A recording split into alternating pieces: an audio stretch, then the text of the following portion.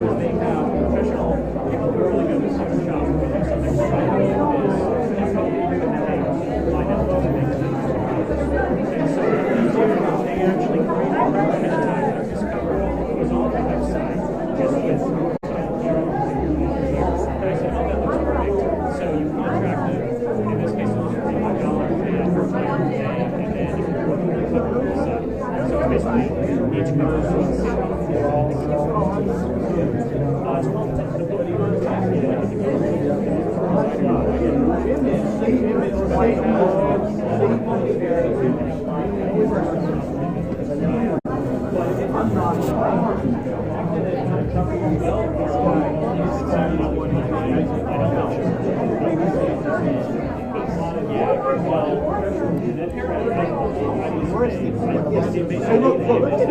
He's even wearing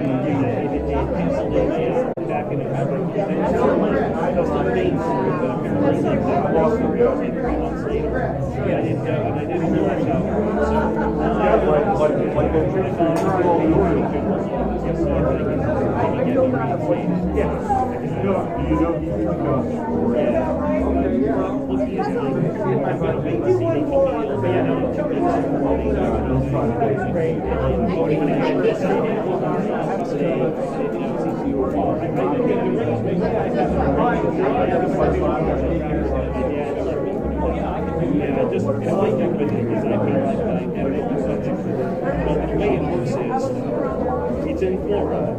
I have to email the guy who is in charge of the lawyer who manages the trust with me.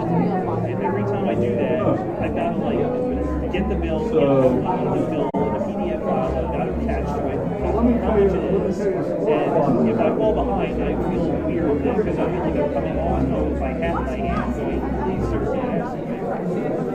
I have no trust in money. I know I shouldn't feel that way, but it just feels weird. And because I work during the day and sometimes stuff happens, I forget, and that's just basically how it happens. But I can't trust them to send it directly to them, because the last time they did that, the first time they did that, they got the address wrong or something. So I'm like, okay, here's what you do. Send it to me, send the check to me, I'll take it, I'll deposit it. So I have to go through all these steps to do it to get it. So I can see where, yeah, I put this in payment, and that's why I ended up getting my job for a year, so I'm still trying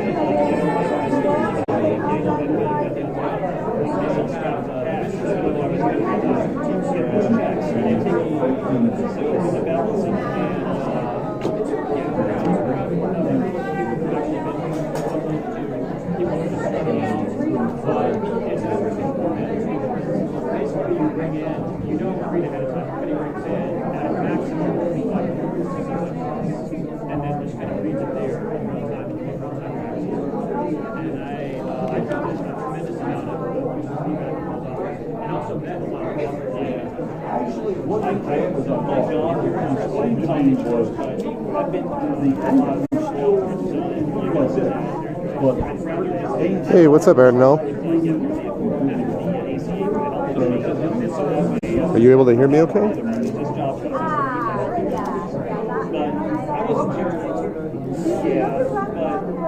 Close up. You hate Super HD screens on what now? Oh. That was weird. Wait. Oh, there we go. The print is microscopic. Yeah, I know. Well, this is a whole new experience for me, trying to get this going. I hope we don't have buffering this time. I tried to reduce the bit rate up front. So, but yeah, welcome to the Farpoint Book Fair. This is right now. It's just focused on me, but in a minute I'll go the other way and start looking around.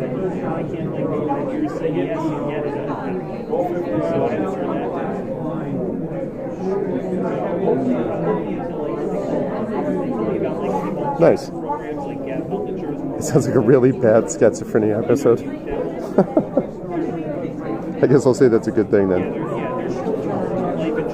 So I just I got here about 45 minutes ago, and set up my table, and now I am here. It starts late, these book fairs. They start at 10 o'clock, so you almost didn't notice? Oh, good.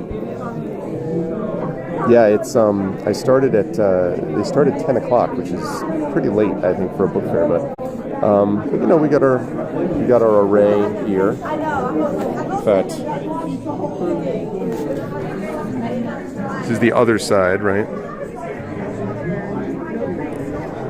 That's one side of the book fair hall, and all the way down the other side of the book fair hall. Oh yeah, it's probably some nice, probably an easily available asset. So I have it. So, and a lot of the same people that have been here in the last few years. But no sign of guests of honor Wallace Shawn yet. Which is probably because I got here at 9:15 in the evening. So here to friendly Baltimore.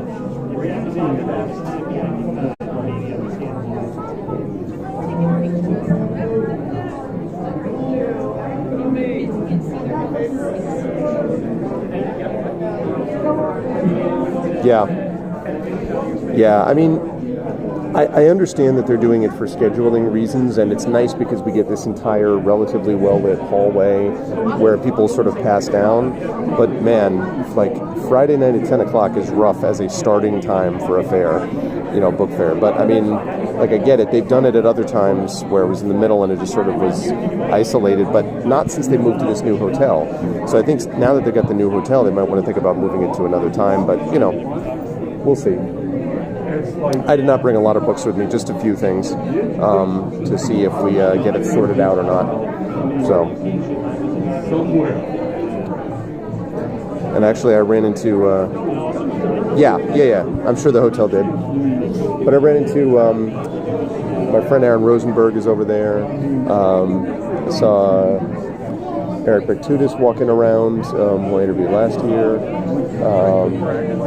Some different ones as well. Hi there.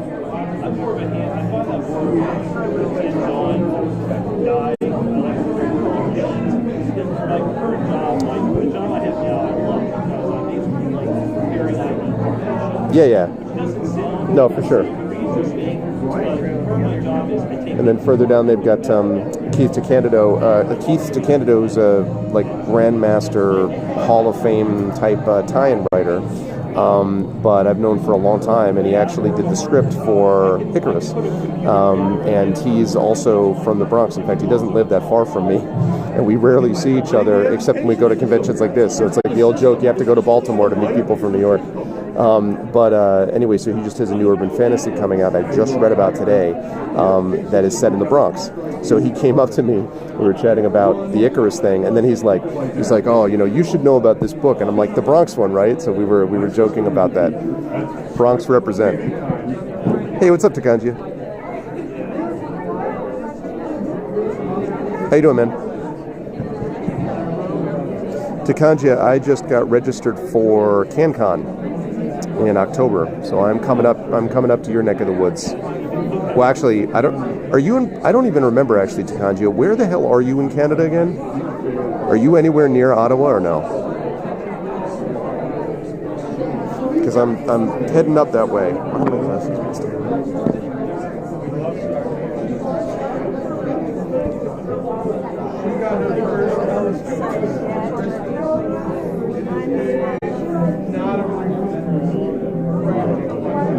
Just above Maine, okay. Yeah, all right. Ottawa's a 12-hour drive? Oh, that's fine. Well, look, it's in October. So I give you advance notice now. You should be able to drive over there by October, right? I'm sure you'll be all about it. Dude, Canada's efficiency, you should just be able to skate there. You should be able to skate and do it in an hour. I assume you can skate anywhere in Canada for an hour. Like Vancouver all the way to,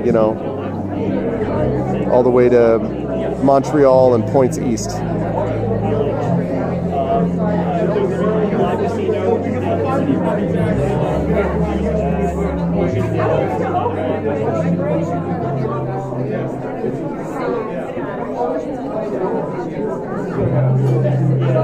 Yeah, sledding is also an option. Well, Aridanel's is a Maine person, so that means you and Tikanji are close by. You guys should do an Arvanaut meetup.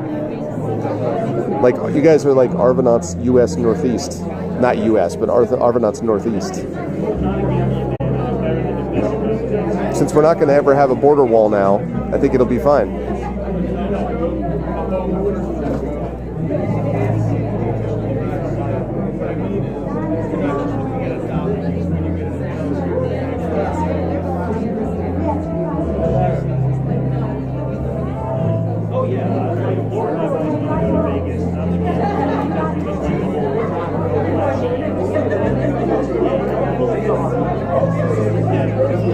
You can snowshoe or cross-country ski from coast to coast. See? So there you go.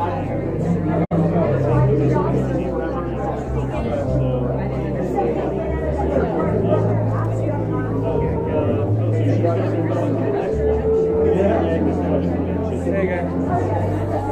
Talk to y'all later. All right. Sounds good.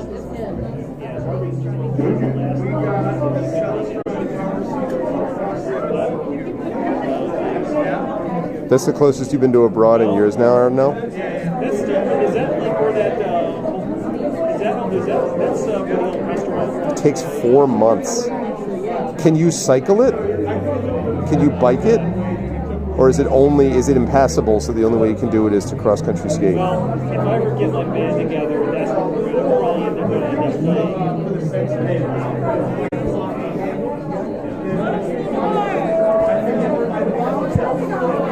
Not the cold that gets me, it's the story of the time. Yeah,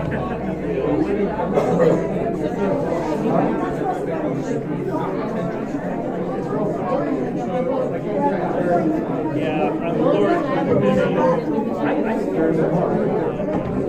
Lord and I are probably good. Hoping to save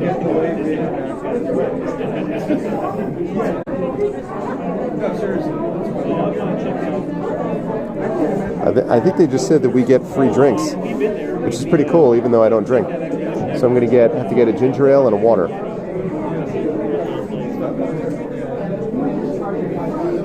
Hey, what's up, Linariella? You know what? I don't remember off the top of my head, Linariella. It's mid-October. It's a great little con, though. It really is. Like last year, we actually did. You may remember we did the Adventures in Middle Earth session live from there.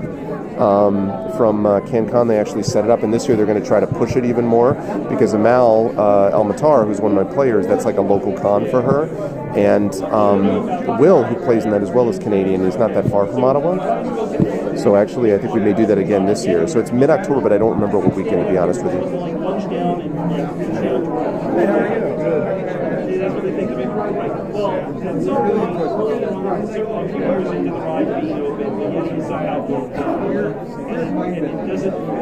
So what they did was they put a strobe light in the back behind it to give it an illusion for the fans now like the Disco Yeti. But they can't fix it because it is on a beam as like a low frequency side structure. So you can't go in and fix it without like literally 12 or 13 times Aridanel is a lot. That's wow. No joke, huh? That is a lot of times.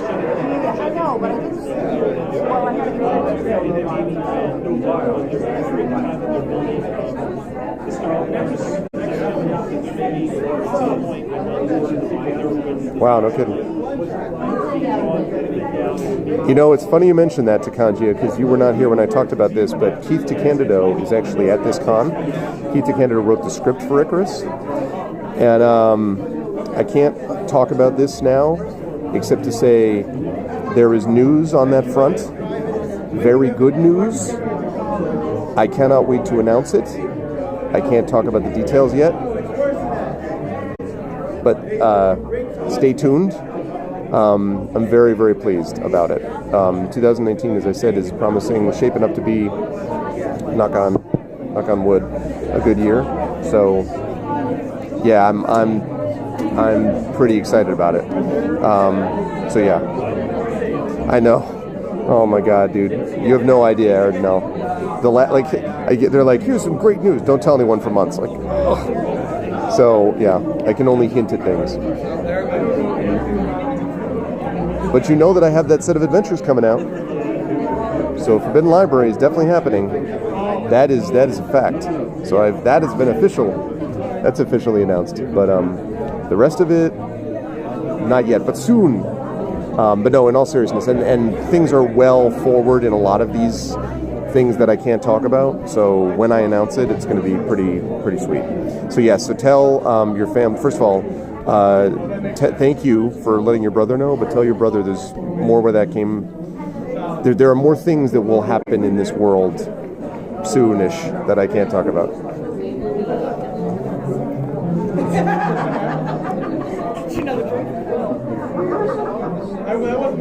All right, I'm just about to take you guys on a trip down the hallway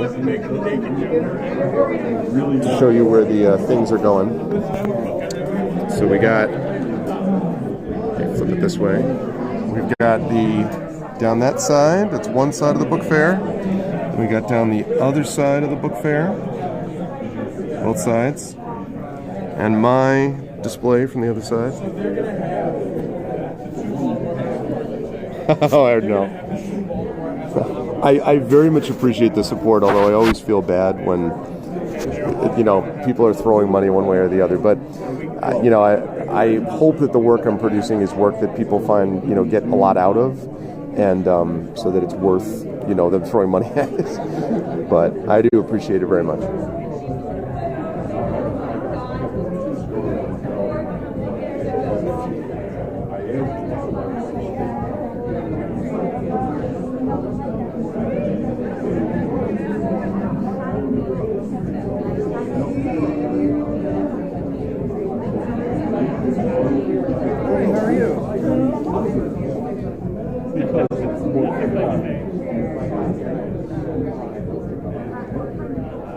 Yeah, these are all old issues of Star Trek magazine that I have articles in. And this one I wrote an article on Spock's half-brother. This one has an article on Star Trek Generations. This one has an article on the history of the Borg. I did a profile of Star Trek. Is that how it goes, Arnell? I wasn't aware. Okay. Sleep well, Lenariella. And in this one, I wrote a profile. Always a pleasure.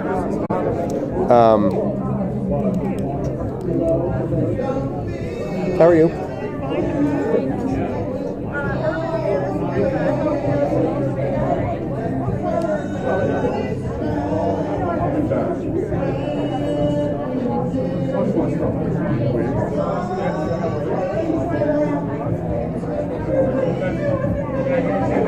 Knife in the other room. I was gonna say,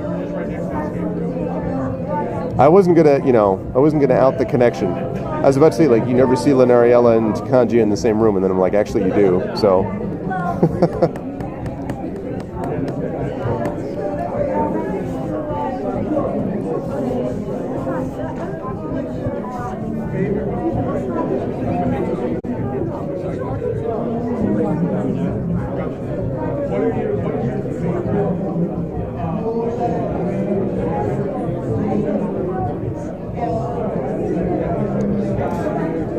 In case you guys are wondering what I'm looking at, I'm looking around because as people go by, I'm trying to be present so that they can talk if need be. Sure. That came out, was a part of an anthology for people who went to the Origins convention. So there were a number of authors. Timothy Zahn was in there, and a bunch of others, and myself has a story in there. And then it was later on released for public consumption outside the con. And I think that's my last volume of that, and I don't know if there's other ones around that are like that.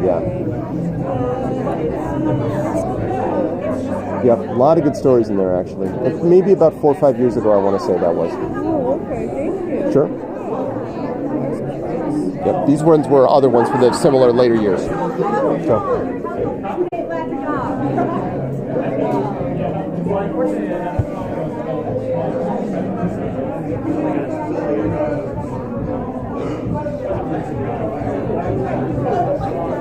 Hello?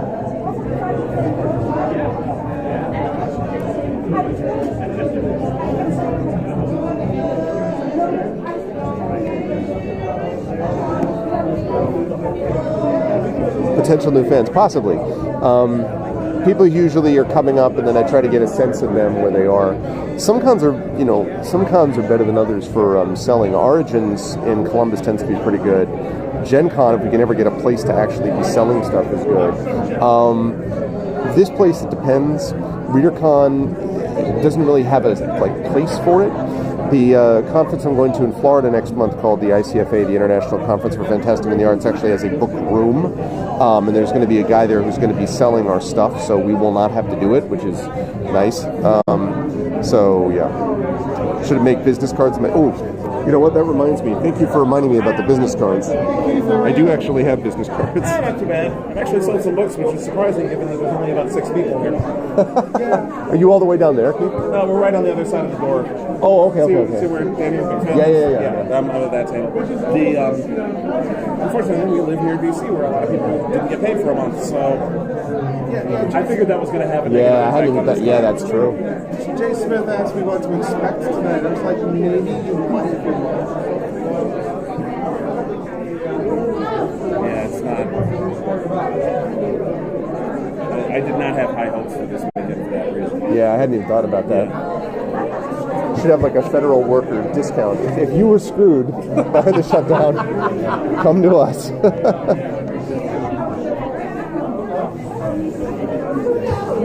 Yeah, thank you for reminding me. But I do not have my trip stuff on it. I do have business cards that are my St. John's ones. Whoops.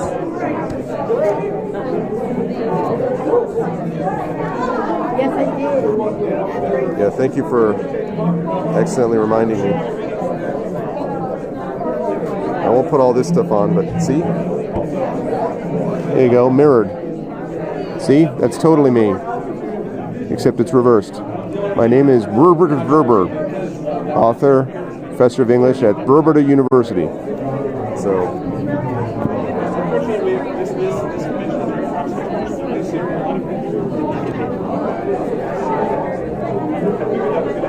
Is it the normal? Oh, because I'm seeing it mirrored, so you guys are seeing this reversed? Oh, that's interesting. I didn't even think about that. Okay. Well. Yeah, I don't know if you folks heard that exchange, but Keith was pointing out that this could be a problem because this is in Baltimore, Maryland, near D.C., which obviously we just got done with this moronic government shutdown. And I was like, oh. So people have not been paid for a month. So I think they're probably going to want to be doing things like paying for food and healthcare before they worry about books. I hadn't even thought about that. What are you going to do? Yeah, I know. Of course. I just wasn't... I didn't even think about it. I mean, not that I could do anything about it if I had thought about it. But. All right. I'm going to go get some... I'm going to get something to drink. You guys can come with me and I will give you the grand tour such as it is.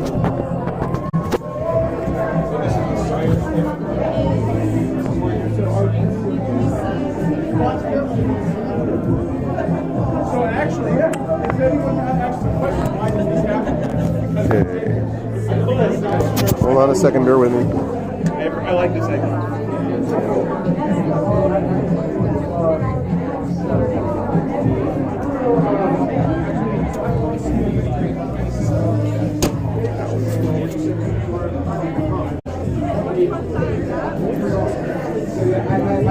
Okay.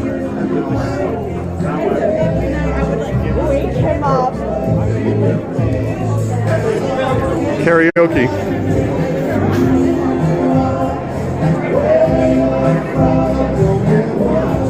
The Blues Brothers, live and in person. And David Mack, who is not here yet. Well, there he is. Sure. Sure. Oh, All right, the wind blew over your side.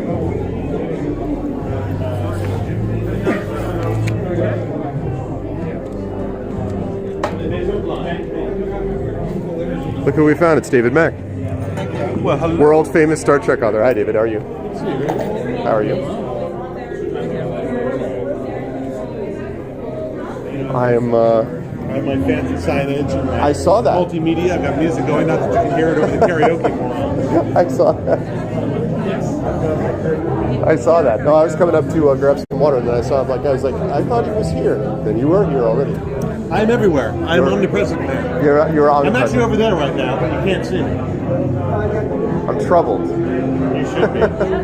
I'll see you later. I don't know. Be everywhere. I can't not. That's true. I can't not see you. Hi. Can I get just the ginger ale, please? Okay.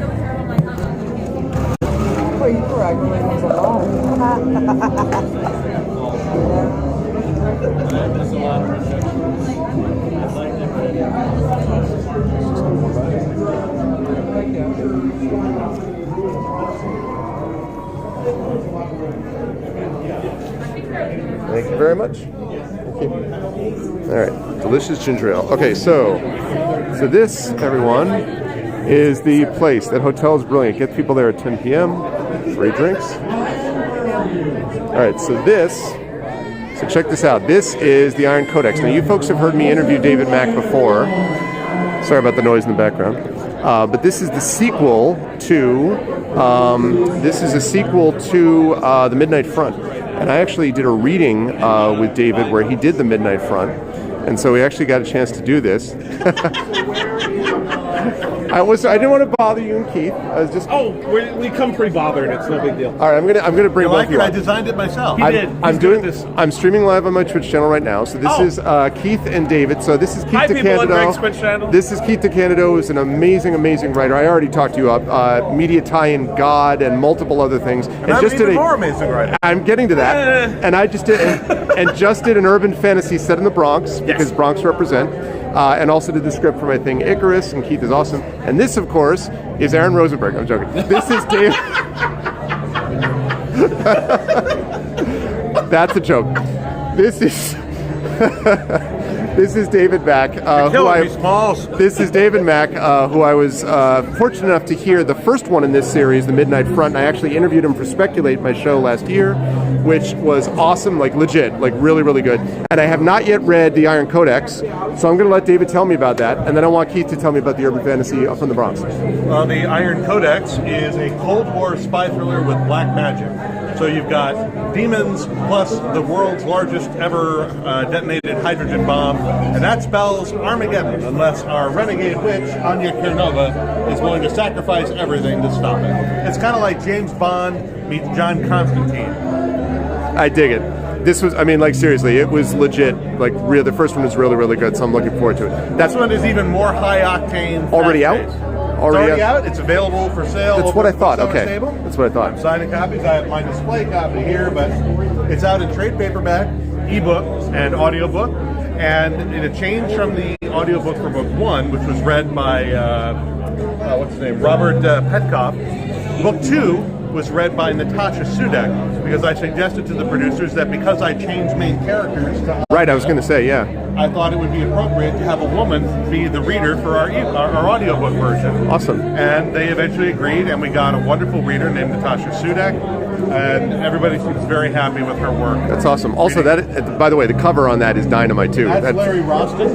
He's a fabulous artist. Damn good. I am waiting to see with bated breath what he comes up with for book 3. Yeah. The Shadow Commission, which is written, it's finished, it's in with the editors, it's in production. Larry should be working on the cover right now. And hopefully there'll be a cover to show later in 2019. This is a good stuff. All right, while I ask Keith to talk about it, you guys be thinking about questions to ask David. All right, so Keith, tell me about the new urban fantasy of the greatness of the Bronx. It is called The Furnace Sealed. It takes place in the Boogie Down. Okay. It involves a guy named Brom Gold, who is a courser. He is a hunter for hire. If you need a unicorn wrangled, if you need someone to mind your werewolves as they're gallivanting around on the night of the full moon, or if somebody's about to do a binding spell on a god and you have to stop them, Brom is the one you call. I created him originally for a short story that appeared in Liar Liar back in 2011. And the story, like I said, it takes place in the Bronx, and it involves a lot of Bronx history. There are a bunch of immortals who actually date back to the colonial times in the Bronx. That's awesome. And they're actual historical figures. Warren Mather and Anne Van Cortlandt and Ben Palmer and John Ferris. Were all people who lived in the colonial Bronx at various times. Super cool. In this world, there are also immortals who are being killed, seemingly by vampires, but they're not sure. Okay. And Brom has to look into it. Also, binding spells are coming undone, which is bad.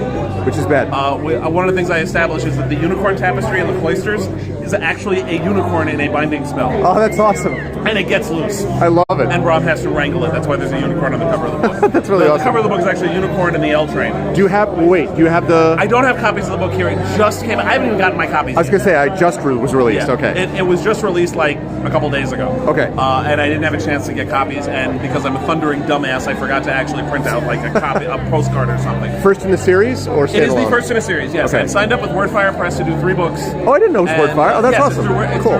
through Wordfire. And if it does well, I'll do more. If it doesn't do well, I won't. But I'm hoping. You know, there's so many urban fantasies and even just regular fiction that take place in New York, but most people's idea of New York is Manhattan south of 125th Street. Yeah, guys, exactly. Yeah. I wonder who pushes Maybe that idea. Brooklyn if they want to get a little crazy. Now, whenever we get a Staten Island fan, that would be weird. That would be weird. That'll be weird. But interesting. It could happen. But it would be nice. There's a lot more to New York than just the skyline with the Empire State Building, the Chrysler Building. And you're right too that the Bronx has an incredible amount of history that is its own separate, distinct thing. Yeah.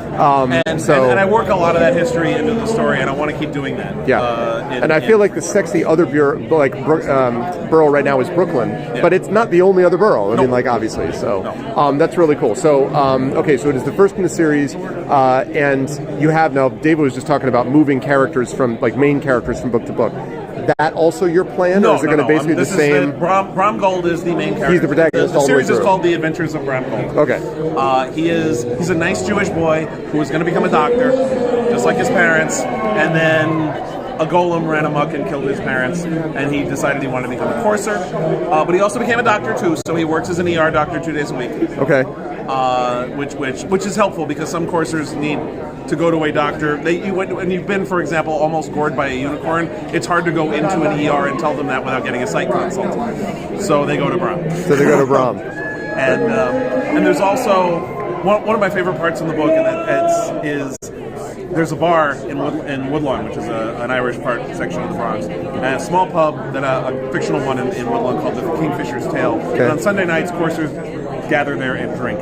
And some of the fun was having all these courses together, telling war stories. And yeah, that's super cool. That turned out to be a much more fun part of the book than I was expecting.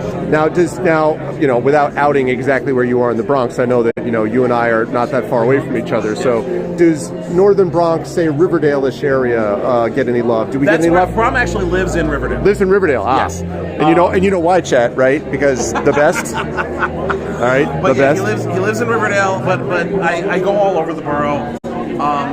Throughout the book, he winds up in Throg's Neck. He winds up in also in Inwood and Washington Heights in North Manhattan. Awesome.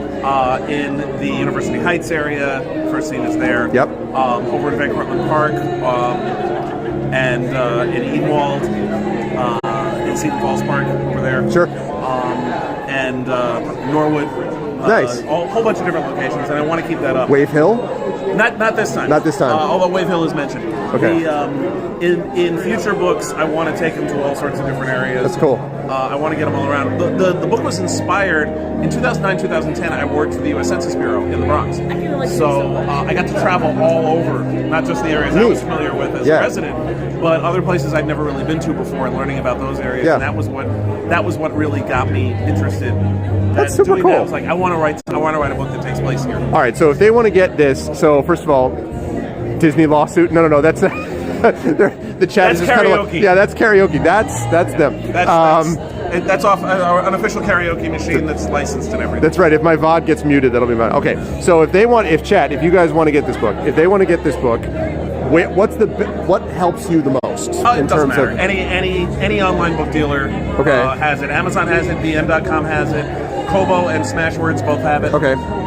Wordfire, I assume, is selling it direct. I assume they are. Yes. This is my first book with them, so I'm not sure how they do. I think they sell books themselves, but I'm not sure. I'm going to be appearing at conventions with Bard's Tower, and I will have copies of those. Nice. When I do those. And I'm gonna get. I don't have copies yet, but I will. Okay. And you'll be able to order copies directly from me. But I don't care how you buy them. Just as long as you buy them. Whatever way is easiest for you to buy them. It's available as an ebook and as a trade paperback, and will shortly be available as a hardcover.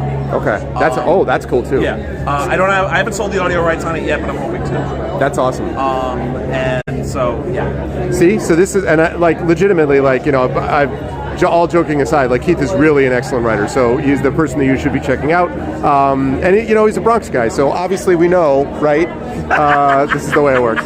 So thank you, Keith. So again, the name of the series, the name of the book is? The book is called A Furnace Sealed. Yes, A Furnace Sealed. Book 1 in the Adventures of Brom Gold. By Keith R.A. DeCandido. And you can order the book from all the finer online dealers and probably some of the crappy online dealers.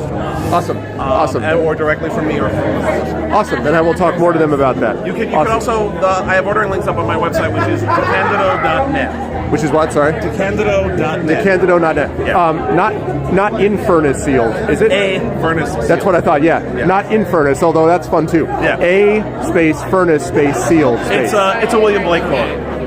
You'll wait for the hardcover. You hate paperbacks falling apart on you. Okay. Well, if then the hardcover's on its way. The hardcover will be out soon. Okay, so soon. So A Furnace Sealed. Yeah. All right. Cool. Thank you, Keith. Thank you, Greg. I would shake hands, but now I'm holding the one. Thanks, Keith.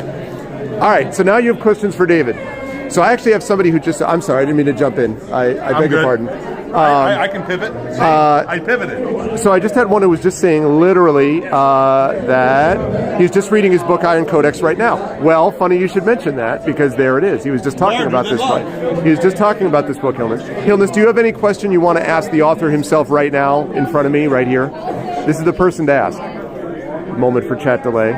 Sure. This is the moment where Hilness is going to say, why is it you haven't written this book before, because it's so great. I have no idea. I'm just speculating what he'll actually say.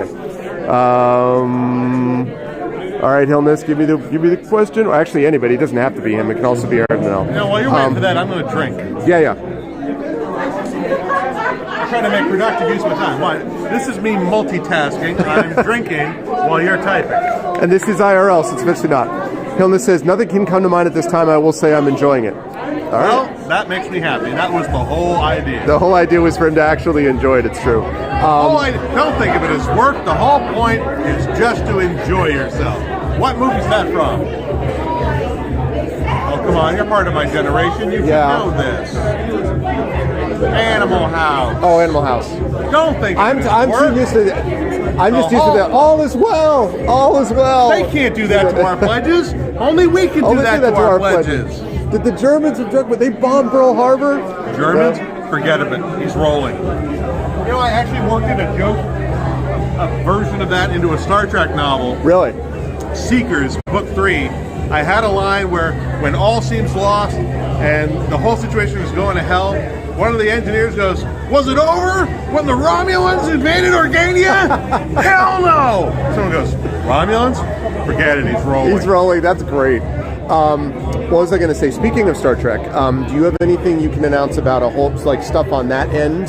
New things coming from you that you can break NDA about right now? No, just kidding. It's not officially announced, but I've already yacked about it online. I am writing a new Star Trek The Next Generation novel. Woot! Called Collateral Damage. It's part of the ongoing extended continuity in the 24th century that we've been working on for some time. Yeah. It will follow up on the events that happened in such novels as my book, Section 31, Control, my Titan novel, Fortune of War, and it will also have some follow-up in a book by Dayton Ward called Available Light, which will be out later this year. My book, Collateral Damage, will follow Available Light, and will build on some of what he's done. We're going to basically see the fallout in the Star Trek universe of the exposure and dismantling of Section 31. Spoiler alert, Section 31 Control ends with Section 31 getting dragged into the light. And as a result, a lot of people go to jail. And this is the result. That's awesome. But what's kind of fun about this, if you're anyone who's been reading the Star Trek books for a while, in particular my books, is that the Section 31 storyline goes all the way back to my first two full-length Star Trek novels, A Time to Kill and A Time to Heal, which were published in 2004. And events that happened in those books are going to come back now in Collateral Damage, 16 years later in real time, 6 years later in story time. Yeah. Stuff that Picard thought was behind him and in the past and lost in history's rearview mirror is going to come back to haunt him, and he's facing a court-martial. You know, I'm curious. I want to ask you a question about that, and then there is a question for you in chat. I wanted to ask you, as far as the continuity is concerned. Yes. You having worked in multiple tie-in universes before, where does Star Trek compare in terms of how hardcore they are about keeping continuity straight? Like, I know some places in the game universe, Blizzard is legendary for being like, if you get, no, the orc does not look like that, the star is to the 2 inches to the right of where you put it or whatever. How hardcore are they on that in the Star Trek world, do you find? Well, we've had a lot of leeway in terms of what we've been allowed to do in the books, expanding the storyline beyond where it had previously ended after Star Trek Nemesis, which was 2002, after the end of the various TV series. Although we are beholden to remain consistent with the details of Star Trek, its species, its technology, its continuity, as it exists at the time our books are written, we were given a lot of latitude over the last 15 years to develop our own storylines and extrapolate and carry the story forward, and take characters through changes of their status quo that would not have been possible while the shows were still producing new episodes, while new movies were coming out. As the series is now ramping up production and new TV series are being developed, including the new Picard series set in the late 24th century, it is going to become necessary to reconcile new established canon facts with the tie-in line, and that may require some changes to how we approach the tie-in books. We are aware that this is coming. It's not going to happen right away. It's not going to happen this year. It might happen next year. But we are aware of it. It is not catching us flat-footed. There is a plan, but I can't tell you what it is, or who's coming up with it, or even how we intend to deal with it. Are they adjusting to you at all, or is it just you guys having to adjust to what they? I mean, like, are they? We have to adjust to them. They are going to do what they're going to do and what's best for them and their project from their point of view. They do not have to worry about us at all. We are not their problem. It is our responsibility as tie-in creators to respond to the changes they introduce and to make our work consistent with their work. That is our professional obligation. I figured as much, So we have a plan for how we're going to do that, for how we're going to reconcile what we've been doing for 15 years with sort of all the restrictions taken off, and now we have to play by new, stricter rules starting at a certain arbitrary point in the future. We have a plan for how to do that, so we're hoping that the readers of the fiction over the last several years will appreciate the approach that we're going to take toward reconciling what we do with what the team in Los Angeles wants. And I noticed, and there's a lot of talk in there about the we part of it, because definitely it's a team effort. I know, and I've heard you talk about that way before. It requires a lot of detailed coordination between the tie-in liaison, which is Kirsten Beyer, who's on the inside with the show producers in LA, the licensing department, run out of Los Angeles and New York. That's part of CBS Television Entertainment. There's also the coordination with the publisher, with our editors, both the line managing editor and the acquiring editor. And then whatever authors are tasked to work on this adjustment period, we're going to have to work as a team, and we're going to have to be able to coordinate with and take marching orders from all of the aforementioned parties.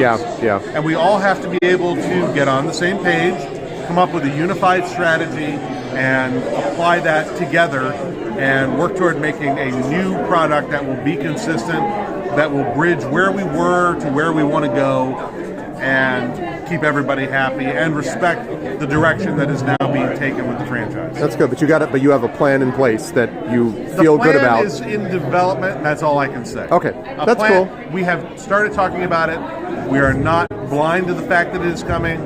We know something needs to be done. The conversation has started. What are we going to do? How are we going to do it? Let's get to work. That's cool. But it's good that you got it that time. Are you excited for? There is a new Picard series. There was a bunch of questions. Let me ask the Star Trek one, and then I'll ask about the other. Are you excited for the Picard series coming up? I'm curious. I'm definitely intrigued to see what it is. I think it could be very interesting. And with my friend Kirsten Beyer as a series co-creator, as well as a supervising producer on that series. Yeah. I am very excited to see what will become of my friend Kirsten's first foray as a series creator, and I am exceptionally excited for her and what this means for her career. I think that this is a great milestone for her, and I'm very excited on her behalf. Cool. And then the other question, which was about this, was about writing was it more difficult writing a female main character as opposed to more of a supporting character in the previous ones? And I guess he's thinking specifically about, since it is a shift, from the first one. Not at all. In fact, I found that I really loved the character of Anya Kirnova, and she came alive so vividly to me in the first book that as I began thinking about where to go in the second book, I realized it really needed to be her story, that she needed to take over as the lead, because there were things I wanted to establish about Anya. And in many ways, I found her to be every bit as exciting a lead character as Cade. In fact, I found in some ways I liked her better than Cade. I found her to be more complex, more interesting. I liked her more complicated family background dynamic. And I love the fact that part of what I got to do in book 2 is in expanding her story, I got to help the reader go back to scenes from the first book and recontextualize them without changing them, to show you that from another point of view, those scenes didn't mean what you thought they meant. Yeah, that's always a lot of fun. And it reveals that, scenes that you watch play out, if you see them from another perspective with other information added in, you then get a whole new view of Anya. And as a result, Anya becomes the pivotal character of book 2 and is very much an equal player or more in book 3. I was going to ask about that. So book 3 is going to basically have characters from the first 2 as kind of equal. We're going to carry forward at least 4 of the characters from book 2. Okay. We're going to have Anya, we're going to have Cade, we're going to have Briette, and we're going to have a new character who was introduced in book 2, Father Luis Rodrigo Perez. Okay. Is going to carry forward, and he will also be part of book 3. Okay. Very cool. And Father Perez was another one of my favorite characters I created. He's a white magician, which means he's practicing the Pauline art rather than the Goethe art. Okay. He deals with angels instead of demons. He's sworn to pacifism, nonviolence, but he will defend himself. He's not a pushover. He's not a wimp. He's a brave man, but he's also a pious man and a gentle man. Yeah. But he's also a wise man. He's a little older physically than our characters. And although he's about the same age, maybe a little older, he's had a more contemplative life. Okay. And he brings a new perspective, especially one that Cade needs after book 1. Cade has reached a very dark, nihilistic place by the time of book 2, after his experiences in book 1.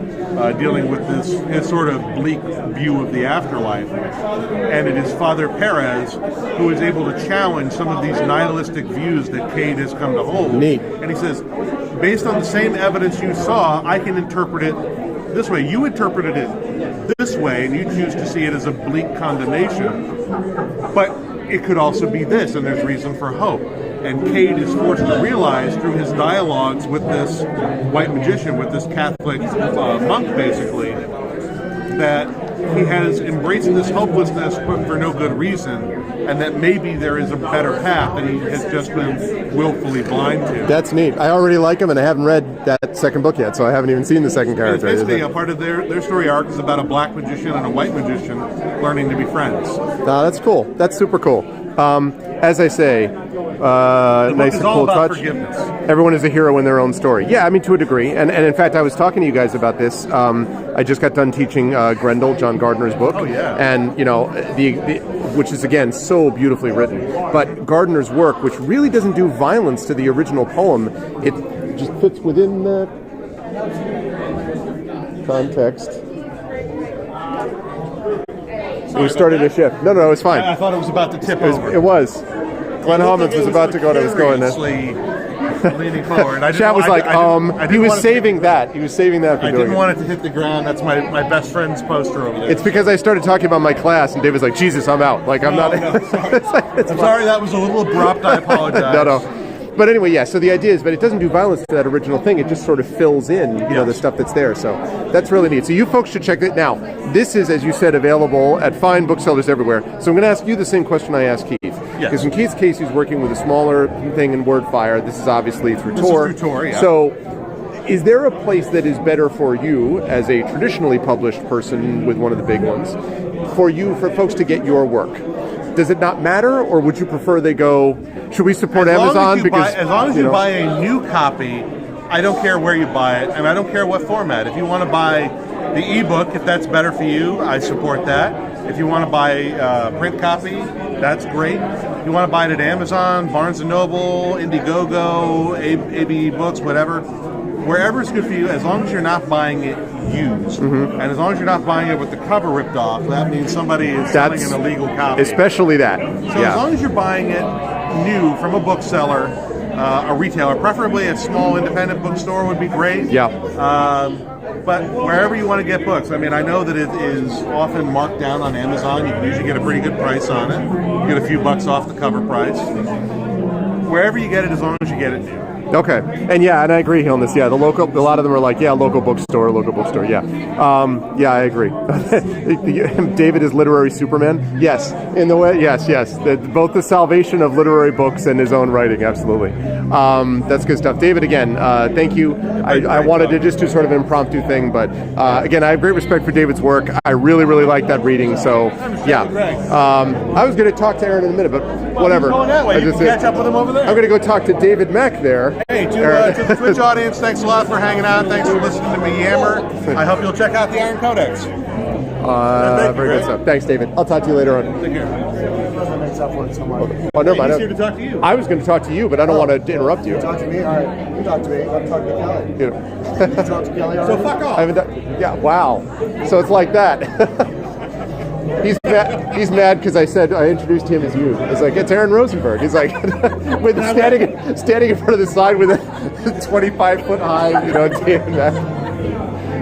Oh man, it's just so big. I was lost in the letter. I'm like, what is this? When I'm writing my course, Aaron's name starts with A. It must be Aaron. This is Aaron Rosenberg, who you folks, of course, know as well. You've seen him at Origins. Aaron and I always drive out to Origins together. Aaron also lives in New York, and Aaron may have some secret things going on with me that we can't talk about yet, but maybe. So, Aaron, what do you want to talk up right now in terms of things you're doing? Well, let's talk. I can show you my book. Sure. Sorry, I don't mean to drag you back over, but drag me back to my books. Oh no.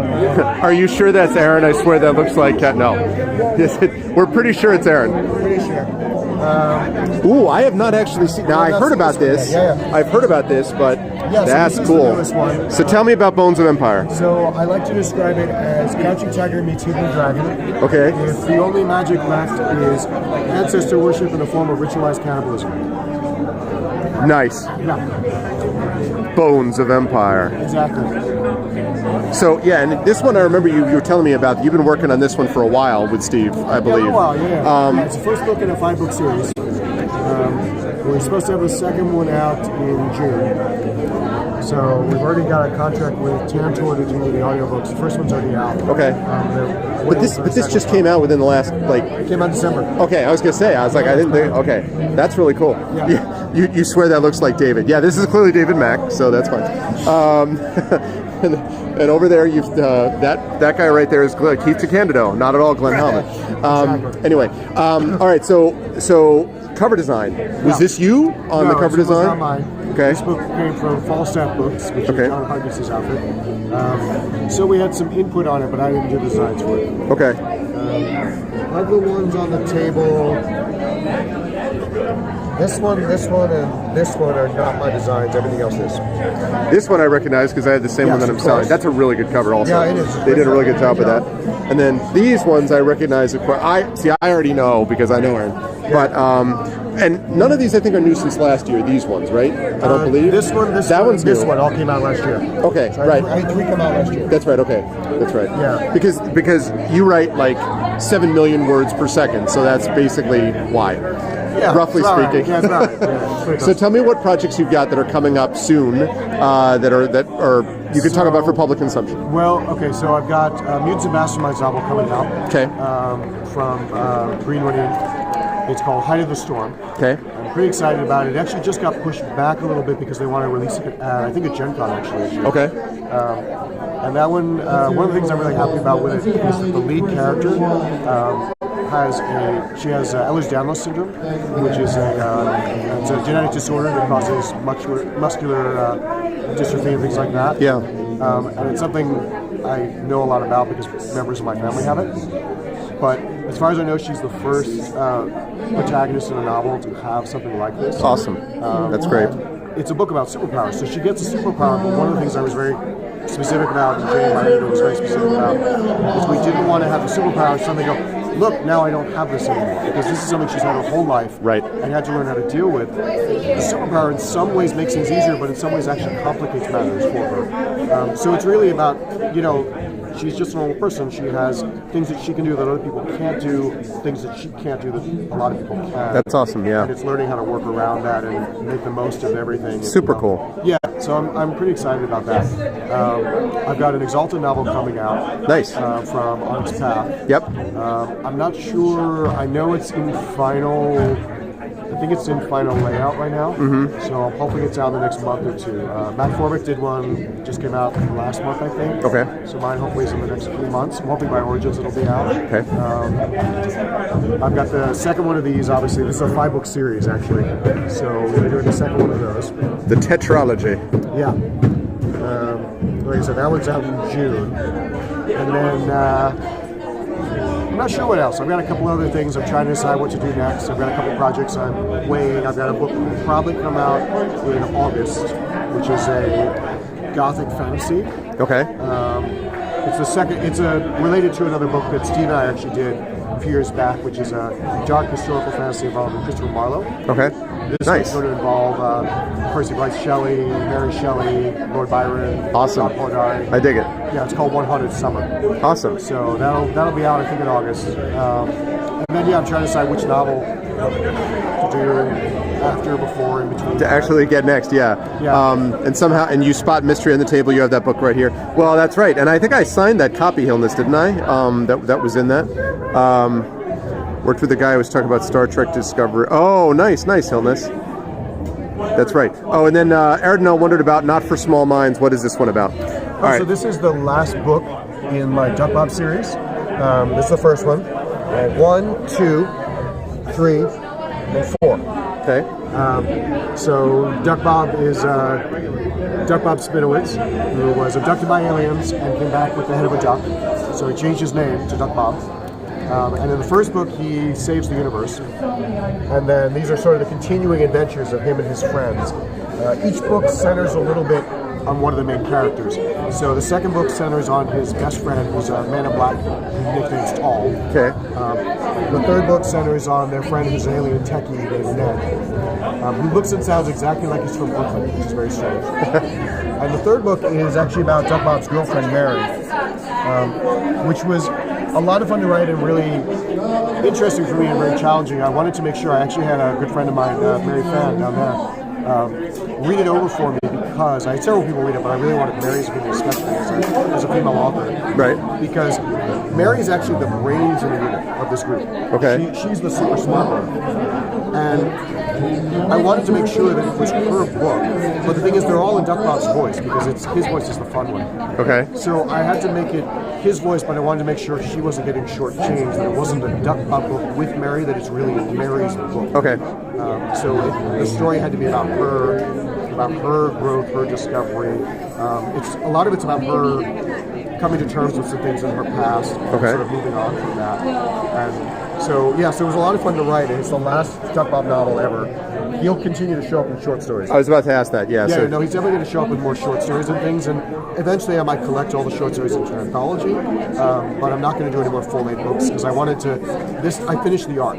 Yeah. I didn't want to drag it out. I wanted to bring it to a natural conclusion and not stretch it past. So eventually we'll get a Duck Bob omnibus, like a That's quite possible. multiple, Yeah. I mean, I love to write him, but the thing is, he's actually great for short stories because he's so odd and so quirky. You can do a fun little story with him. Yeah. And just plug it in.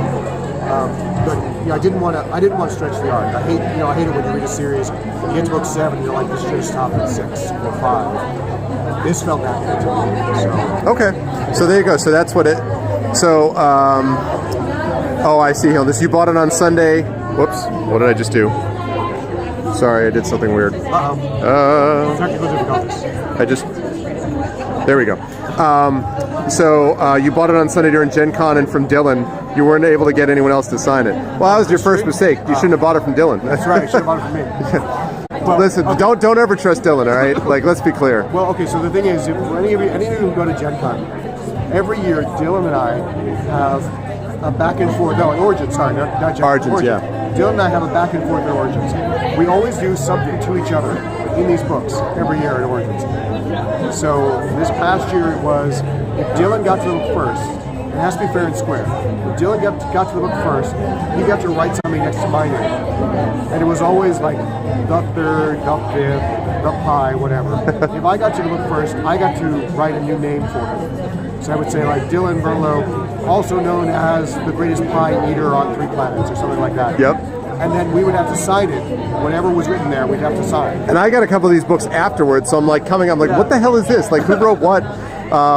So you'll bring it to Gen Con? Yeah, bring it to Gen Con, Helmus. We will sign all of these things. Because a lot of us who do Origins also show up at Gen Con, not always vice versa, but definitely one direction. Yeah, we'll definitely do that. Yeah, that's no, that's cool. And I mean, I had heard about the Duckbill stuff before, but usually you have just like the array of like. In fact, this is a little. Normally, you have like piles of books everywhere. This is not quite as many this time. No, I didn't bring as many this time. I mean, so I brought the 3 newest ones, of course. Right. And then I brought Incursion because Incursion and Dig Deep go together. Right. And then I brought a couple of the other Duck Bobs, and then these were just whatever else I had in the box. Yeah. So. I once had a box of Aaron's books. That became very friendly with my family. Spent a lot of time in the house and everything. It still asks about you. Do you ever say again? It still asks about you. Yeah, he misses me, I'll bet. Yeah. But anyway, so yes, but you will be seeing and hearing more from Aaron in relation to stuff I can't talk about yet. But it may be stuff that's connected to you guys directly, and it may be stuff connected to little things that I do with something we call writing and stuff. So you'll just have to find out. But I'm going to ask you the same question I asked David and Keith, which is, where is the best place for them to get your books? Direct from you, Barnes & Noble, Amazon, at a con, like what would you prefer if you could have them get it anywhere? I mean, the short answer is I'm happy anytime people buy my books from wherever. I love selling books to people at cons because it's nice to see people face to face and connect and to sign it. Amazon's certainly easy, and that's probably the easiest way to find all of mine. Because some of these are crazy, but not all of them. That's Falstaff, that's Crossroad Press. This is wherever the press. Down and Out Books, I think. Down and Out Books. So Amazon has everything that I do. So that is the simplest method, definitely. Okay. But most fun for me is, if you can find me at a con, I love that. So. Or you can get, if you have to, you can get it on Amazon and get him to sign it at a con. That's also a possibility. Yeah. So cool. All right. Do you guys have any questions for Aaron here while we've got him? Because last time, because I interviewed you for one of these things, I think at Origins last year, probably. I think so, yeah. So you've been on here multiple times. I can tell you once Aaron's gone. Yeah. So the problem is, I also can't say this for me. Okay, like that's the problem. Like, it's also a bad idea for me. Otherwise, will we see a marriage in the 3rd installment of the Forbidden Library? The hell are you asking him for? I'll tell you whether there's a marriage. Oh, actually, no. I know what they're talking about. Right. Will Aaron's character in the Forbidden Library? You may remember that in the 2nd installment there was a little bit of a attempted romantic. And by the way, and I never pushed that. That was not on me. That was just these guys role played it, and we do not know. Do you have a fan mail PO box or something to get books signed? I don't actually, but if you send me a message, you can send it to me through Greg, or you can message me directly. I'm happy to give you my home address to send the book to. Okay. So yeah, so if you want a book signed from him and you can't get to a con, let us know and you can get, contact me and I can get it to him. So that's easy enough. And a website where you sell signed books. No, but I would assume the same thing applies. Exactly. But he does have a website, though. It's I do. It's Griffin Rose, GRYPHONROSE.com. Griffin Rose, GRYPHONROSE.com. Yep. And as I say, you can contact him otherwise. So, all right, I'm going to let other people, get you to sell books. Thank you, Aaron. It's always a pleasure. Of course. All right, and I'm going to take you guys over here. I'll talk to you later. All right. All right, so that's, I think, a good array.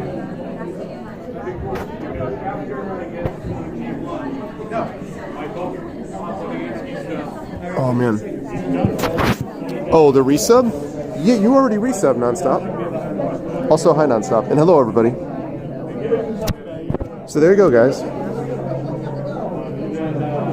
Yeah, so part of it is, so Arcanusbot does not, I've got to touch a shadowed about that. Arcanusbot is not picking up the months, but Twitch is, like Twitch sees it.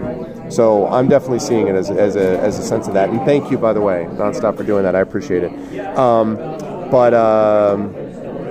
I know you did this before. Yeah, I know. I think it's a good idea that Twitch did this, but I think it's also a little confusing in the short term. So it's one of those things where it's like, So yeah, so there you go. We got people at different places that I had a chance to talk to and chat with, and some of these folks. It's funny, you go to these cons, and some of these people I see only at this con. So, and if I ever get down to like Balticon or one of the other ones, Shore Leave that's down here, I might. But I usually am only able to get to this one. So I usually see some people here only there, and then there's others like Aaron and David who I see at many places, at Gen Con and Origins and a number of other places also. So it's always interesting to kind of see, it's sort of, for me, it's like these milestones every year about the people that I know and meet and contact. So, by the way, has sound been good for everything? And I think it seems like buffering has not been a problem this time, right, guys? So we have not had the issues with buffering this time, I don't think. Awesome. Because I tried to fix it from the show situation last year, not even once. Awesome. So I'm really glad about that. That means that we're in a better situation. So that's good. Nice. Awesome. That's great. Yeah, I'm definitely excited. Oh, and you guys will note that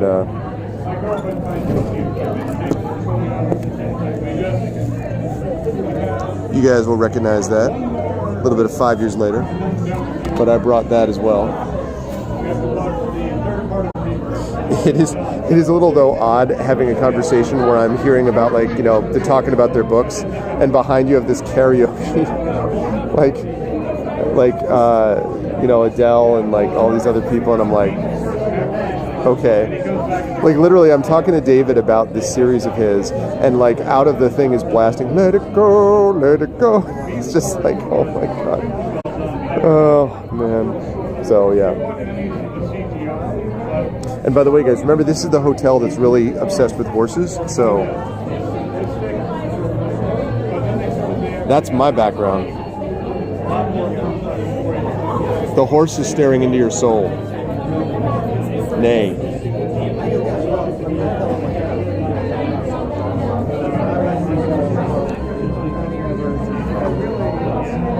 Oh, thank you, Dragon. Thanks, Dragon Spear. Thanks, man. What did the others get? Oh no, they all got horses. This one over here is also a horse. This whole hotel is horse themed because it's Baltimore, so there's is it the Preakness? I don't remember which it is, but that has they have a big horse racing presence here. So why the long face exactly? Thank you very much, Dragon, for doing that. Wilbur, did you sign that book? Oh man, the last year I was down on the far end, the one that was all the way over here, down there, but it was a lot darker.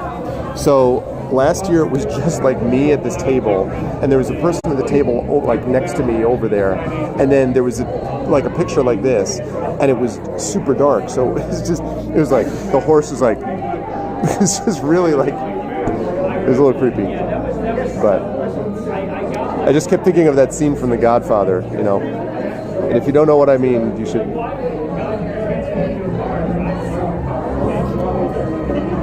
Ginger ale, right here, good stuff.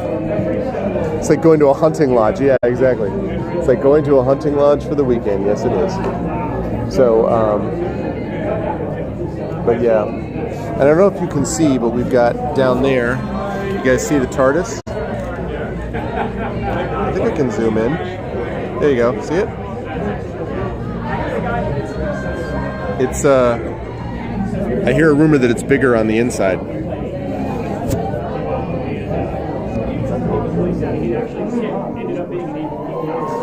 Right.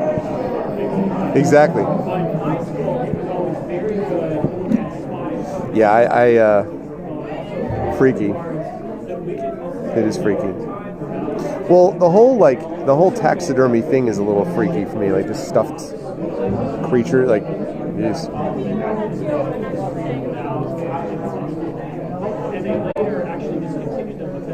Yep, actually a TARDIS entrance. Well, this is only being done through Streamlabs right now, Dragon, so it's going to look a little different. I'm using Streamlabs as kind of a different thing. The notifications that Arcanusbot is doing is not quite accurate.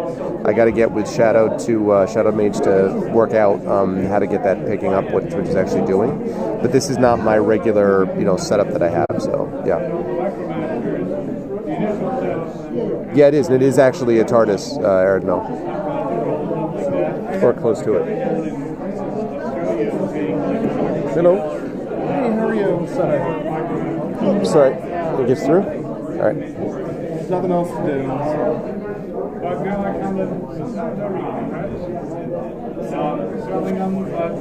Yeah, but you can actually see, like, it is in fact the actual TARDIS. There we go. What books am I showing today? That is an excellent question. I am showing, we've got Mystery. So this is the anthology that came out from Origins from last year. Really, really good cover. That's actually I think my favorite cover of any of the covers that they did.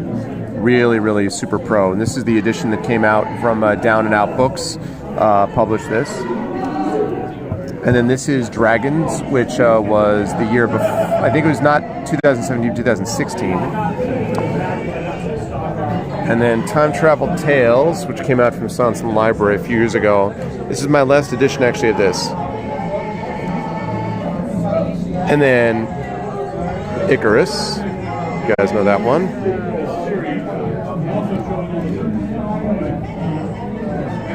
All right, and then we've got my CDs. We've got my albums. So we've got Drift. And then we've got Monomyth. And we've got 5 years later. So there we go. Hey, Brahms. You like Lock and Watt? Thank you, Brahms. Thank you, sir. I'm actually very proud of that story. That story actually was initially started in response to a prompt that I got for this very convention last year, where I was given this picture of these three guys, and I came up with this concept, and then I radically altered it for the mystery anthology, and I much prefer the one that I did for that than I did originally for this con, but it started here, and I'm really proud of it. I would like to do more stories with Locke and Watt. I like those characters, and I can see myself. I'm working on a middle grade novel right now, which is, oh my god.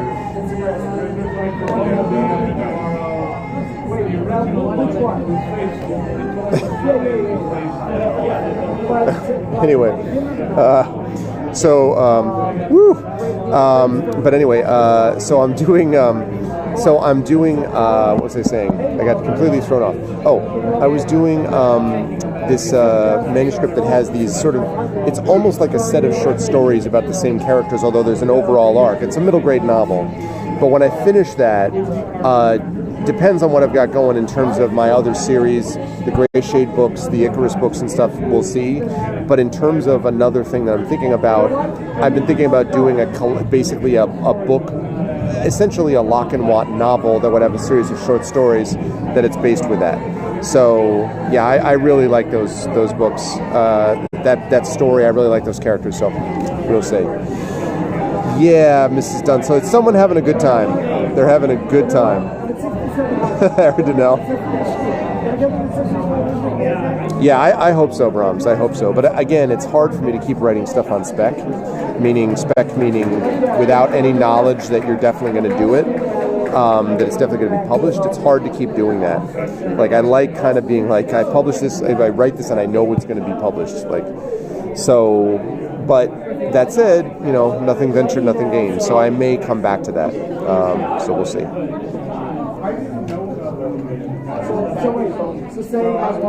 Have you seen Holmes and Watson? I don't recommend it, and I've not seen it yet.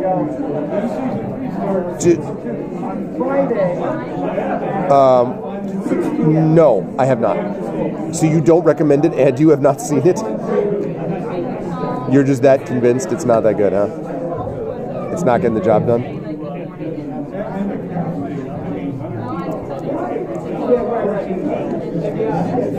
Yeah, I haven't.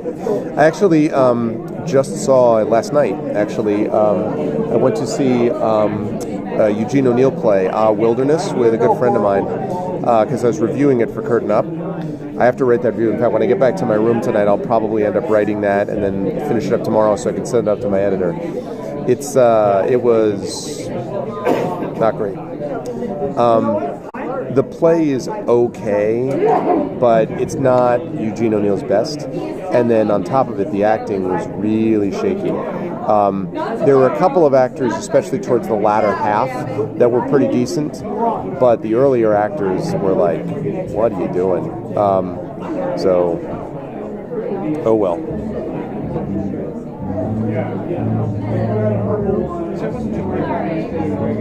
Oh, right. There's a friend of mine. Hey, Ten of Clubs, what's up? How you doing, Ten?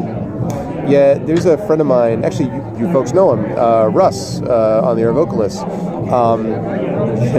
You should get, if you ever, when next time he does Our Vocalist, you guys should ask him questions about Will Ferrell. He is not a fan of Will Ferrell. So, yeah, you guys hear it? How you doing, Ten? It is very cold here. 10, you have no one to blame but yourself. This is like when Canadians talk to me about, how cold it is. I'm like, you live in the Arctic. So, if you're going to live in the Arctic,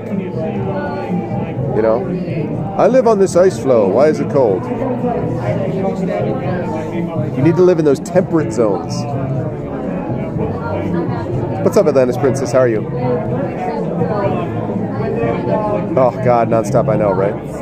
You got to deal with the polar bears. It was like, in New York, it was extremely cold, like 5, 8, 10 degrees Fahrenheit.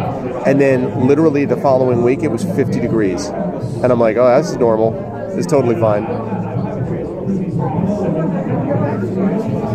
Yeah, well, I was actually talking to a friend of mine. A lot of school out in the Midwest, I guess, was canceled. Because, you can't send kids out in, negative whatever temperatures. So, no.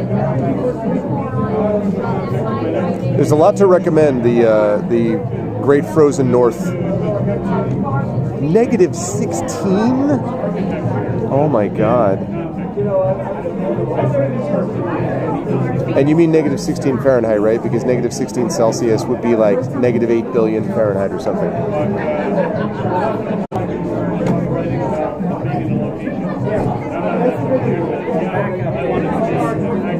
Oh, negative 40.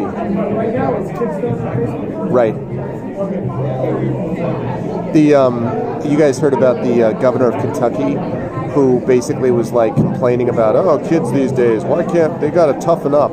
And I was like, really? So you want to send the kids out in -5 and have them wait for a school bus? You think that's a good idea?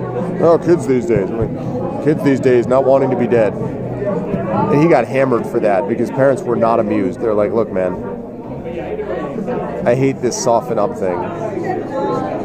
Oh, God, -50. Yeah. Right, exactly. See how he enjoys it, right, Ardennell? I'm telling you, Helness, Up and down. That's what we're looking at. Ups and downs. It is dangerous. Absolutely.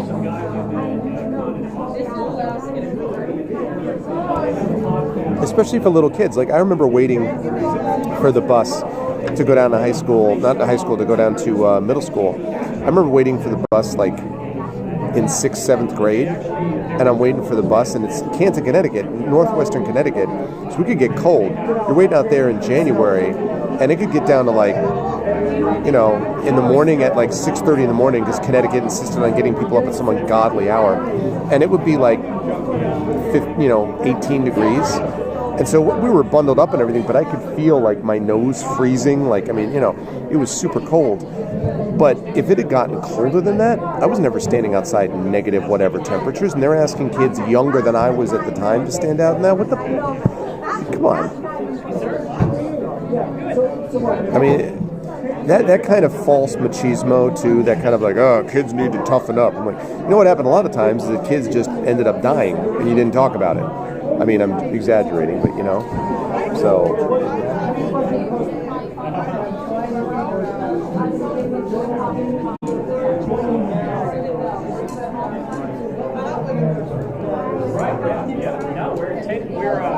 Is that true, Erdinell? I actually didn't know that.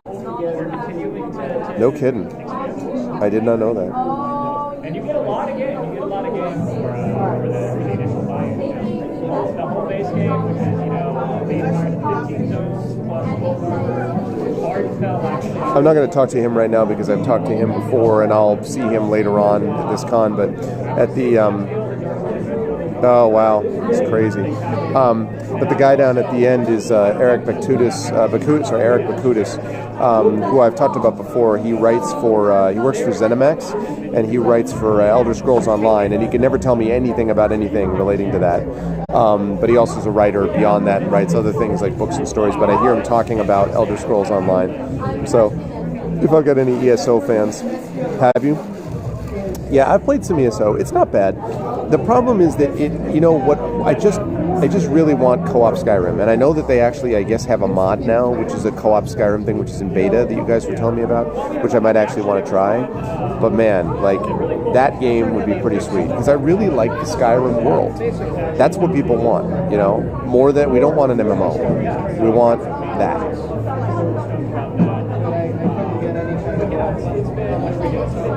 Wow. That's crazy, Aaron. No. Yeah, I thought it was okay nonstop. I think it didn't stand out to me. I mean, the real thing is that, you know, with all respect, I don't love Elder Scrolls lore. Like, I don't think it's all that interesting. It's kind of genero fantasy to me. So there are interesting parts of it, but it needs to be tied together with gameplay. Now, I love Skyrim. As you folks know, I love it. I really enjoyed Skyrim a lot. But that was because it was the whole experience. It was a decent story. It had a lot of good, like, characters in it. It was really expansive world. Like, there were a lot of things to like about it. But if you're just going to rely on the lore, I don't know. Yeah. No, it's true. I mean, they have done like a lot of extra work. No, they have not. Don't get me wrong, Hilness. It's not a cash grab in any way. It's just me personally. I don't find the lore as interesting. Like, truthfully, if you had some of ESO's gameplay combined with the Lord of the Rings MMO, I'd be all about it, because I actually have played the Lord of the Rings MMO a fair bit back in the day, and I liked it a lot because of the lore, but I don't love the gameplay. Like, it was very grindy, and it's whatever, it's Lord of the Rings. Rather, it's a MMO. But the Lord of the Rings part is so cool, obviously, because I love it, because it's Lord of the Rings. I'm just like, God, man, can we get more of that? Can we get more, like, Lord of the Rings-ish? You know? And it's like, again, like, the story in LOTRO is good, but, God, man. Yes, a little bit. Oh, nonstop. I played WoW. I played EverQuest. I played Asheron's Call 1 and 2. I played Shadowbane, which you may never have heard of. I played Star Wars Galaxies a little bit. I played ESO. I played I think I said World of Warcraft. I played LOTRO, Lord of the Rings Online. I played Meridian 59, which was one of the original MMOs. I played Ultima Online. In fact, I still have the beta disc, which I've showed. I still have the beta CD for Ultima Online. I have not played Historia.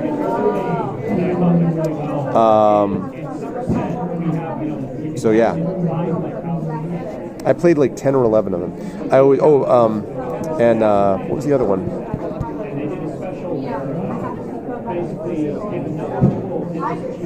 There's another one that I'm forgetting, but so I played a bunch of them. No, I have not played Tabula Rasa, nor have I played Final Fantasy XIV. I have not played either of those, but I played the rest of them. So I played quite a few of them, and I always had a love-hate relationship. Yeah, it's getting a little tired.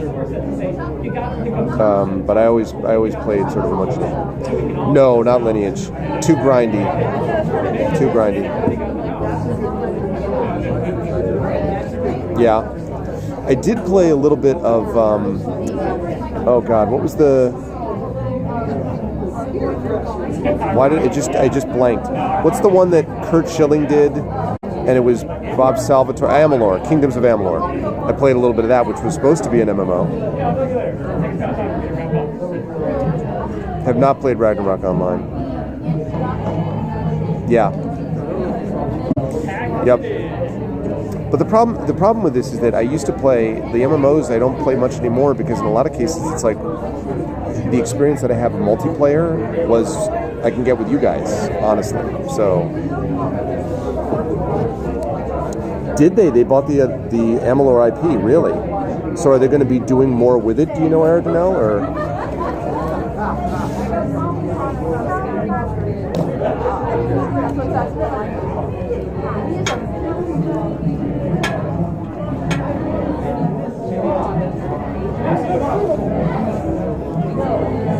I think they made some settlement, I believe, if I'm not mistaken.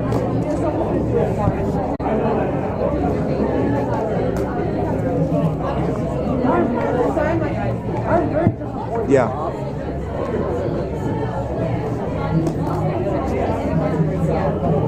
Well, my understanding from, I mean, when I played only a little bit of it, but a lot of people said, the ones who, like, if you commit yourself to Amalur, they said it's actually a solid game, they think. So, have not played Secret World. No, actually, Outstar and Memories in 8-Bit from the GOG. Outstar doesn't stream really with GOG anymore, but she used to, and 8-Bit still does. They were big Secret World people, so. Oh my gosh, I'm all singing shit!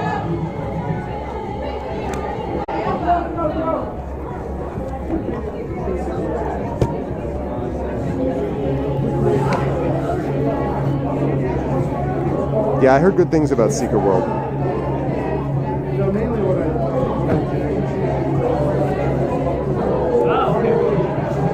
Yeah, you noticed? She was very, very excited. Oh, and I also played,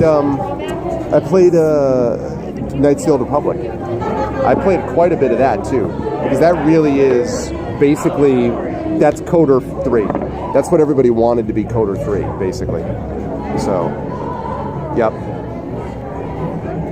Is there a gem in the Holograms con there? Not so much. Oh, yeah, man.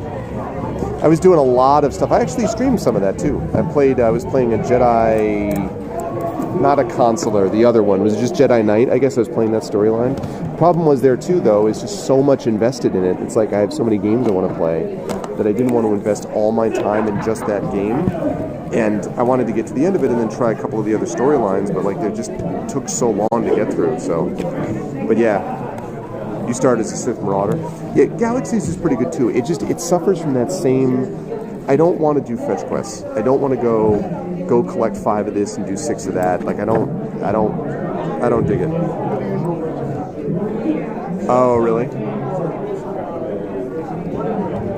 See, good guy Helmus. The voice acting made you angry. There's some good storylines in that, though, in fairness, though.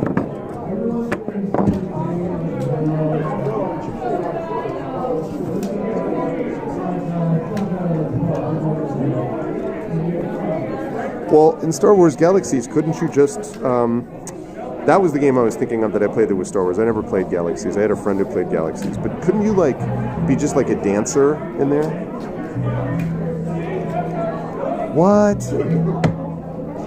Are you joking me? That's not true. Is that true, Dragon? Is that true?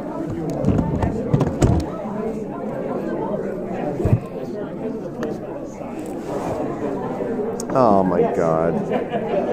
Come on, EA. Like, EA is so bad, they become like cartoonishly bad, like villainous, like, oh, haha. What the flip, man? You know, yeah, you know what? Can Disney just... Disney's a bigger deal than EA. Disney should just be like, no, we're going to make our own thing. You know? The ones I want to do. But Disney could. It's like the guy from the Inquirer going after Jeff Bezos. Not a good idea. He's a bigger deal than you. And that's Disney should be like, no, EA. That's funny, Aaron. No. Good, there should be. If they, like, you guys agree with this, right? If BioWare was making Coder 3, that game would instantaneously sell a bajillion copies. Instantaneously. That would be an instant buy. I would play that day one. Coder 3, are you kidding me? Yeah, not only could he will. I actually, you know, I'm not... Listen, with apologies to Bezos, who technically owns Twitch in the end, I guess. Bezos has his flaws, okay, and Amazon has its flaws too. But I give Bezos credit on this one. This is something that he needed to do, and the Inquirer has been running roughshod for a long time. They hit the wrong bear this time. This bear is going to destroy them. He can destroy them legally with like the cash from his petty cash drawer. So good for Bezos. Good for him. But anyway, my point is Coder 3 would like, yeah, like, but that's the thing, like, yeah. How would you do microtransactions in Coder 3? I mean, you could, I guess. I guess you could do transactions for anything, but like,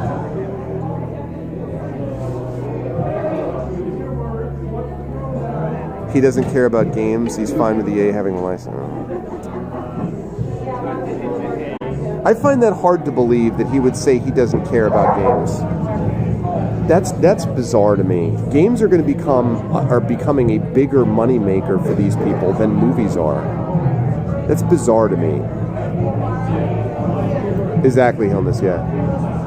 That doesn't make sense to me. Like, why? Like, Disney has more money than God. Like, why? Look, if they look at the landscape, games are a big deal. Also, all they have to do is look at Kingdom Hearts 3. Look at Kingdom Hearts 3, and that thing has been selling like you know, hotcakes. And they're gonna look at that and be like, no, there's no money in it. Like, what the? Yeah, but that's okay. But that's true. That's true, Dragon. But that's old school Disney, though. I'm talking about Disney in 2019. You really think in 2019 they're as anti-game? I mean, maybe you're right, but that's pretty stupid if that's true. Maybe. I don't know. I hope you're wrong, because I want, you know...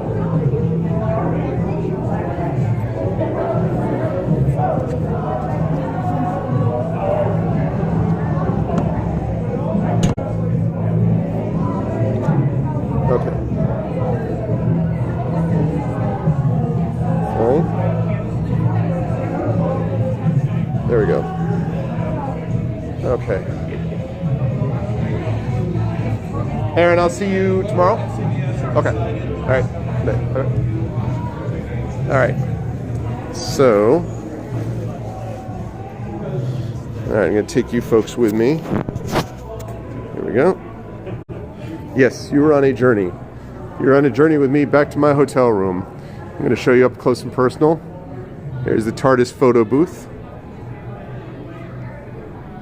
Yeah, I mean, I guess, Dragon. So there you go, see? There you go. And we've got... Oh, I know where that is. That's Dragon Con.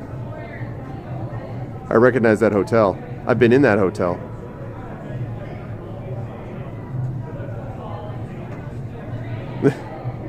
That's funny. Oh, of course I do, Atlantis Princess. This pocket watch is actually this pocket watch. Currently, I'm only down to one pocket watch because the other one I have is broken. So this pocket watch I got from, of all things, Sears back in 1992. And I have debated in the Public Speaking World Championship finals twice using this pocket watch. This pocket watch has been with me through a lot. Yep. Oh, and you guys noticed my friend, so my daughter got me this tie. Star Wars seemed appropriate.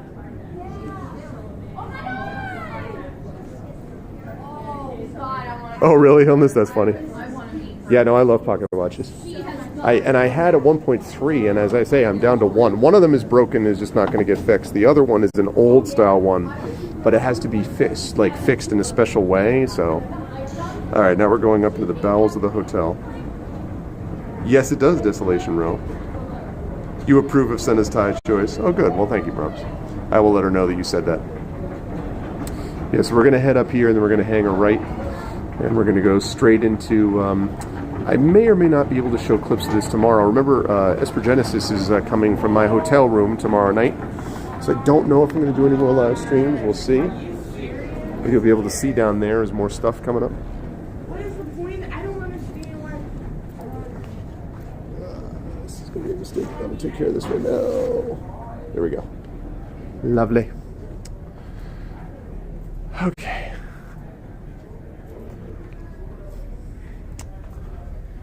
All right.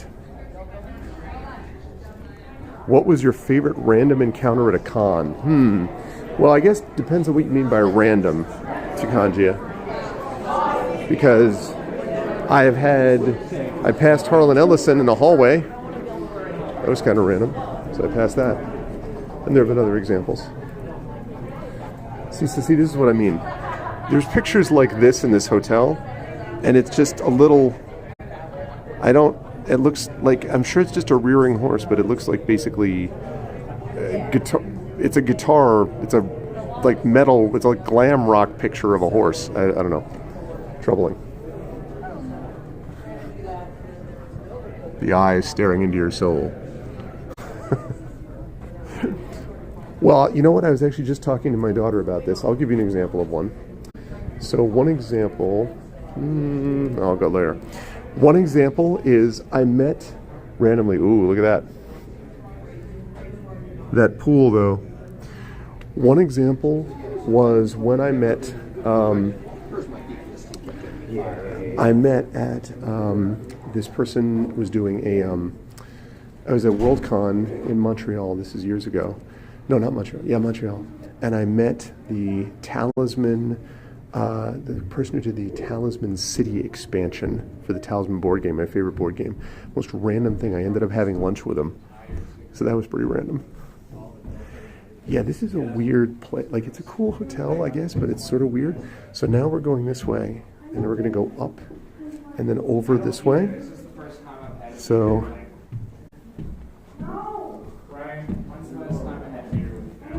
up to the second floor. And then I think it's here. Let me see if I'm right.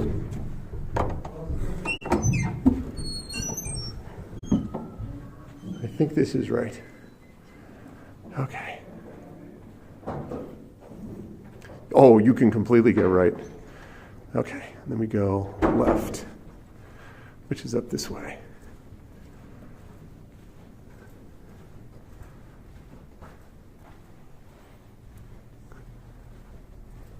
Yep. This actually is a Marriott now, but it used to be, it was another hotel, that got bought out eventually by the Marriott. And it's a big hotel, I think it's only got 3 floors, but it's like wide, so. It looks like something for a horror movie. Yeah, if you guys see one of these doors open up with like the red tide happening or whatever of blood coming through and red rum and all that. So here we go, guys. I will not necessarily show you my room number, but I'll show you that there's a do not disturb there.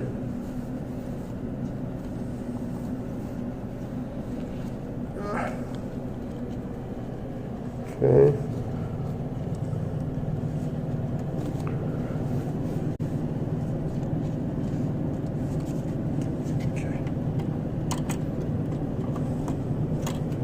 What?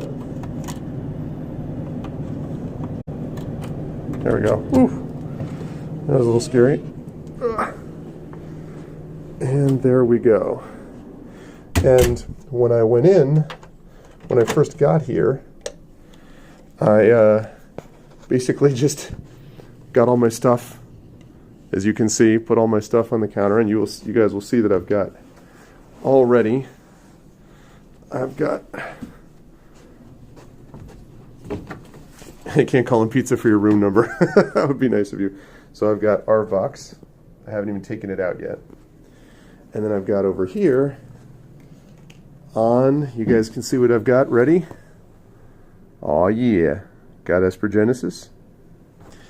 And then we've got the spectacular view of suburban Baltimore and my car down there. So yeah. So that is what we were looking at, guys. So it was a good little trip. I mean, I didn't sell any books because, like I said, it was not likely that it was going to work out for selling a bunch of stuff. I didn't bring a bunch with me, and everyone else did the same thing because federal shutdown, like not a lot of money for people to have here. So that's how that happened. So, but yeah, welcome back to my room, yeah, no view of Amsterdam. No, there is no view of Amsterdam. There is. All I've got right now is I've got what do I have in here? I have my leftover granola bars, and I've got this banana, which awaits me. Very exciting. But I'm actually very happy with how this doesn't really use up that much battery. So I'm actually very happy with how Streamlabs handle this. It was good stuff. But yeah, so tomorrow at 8:30 p.m. is going to be Espergenesis. And we will have the full crew should be there as far as I know.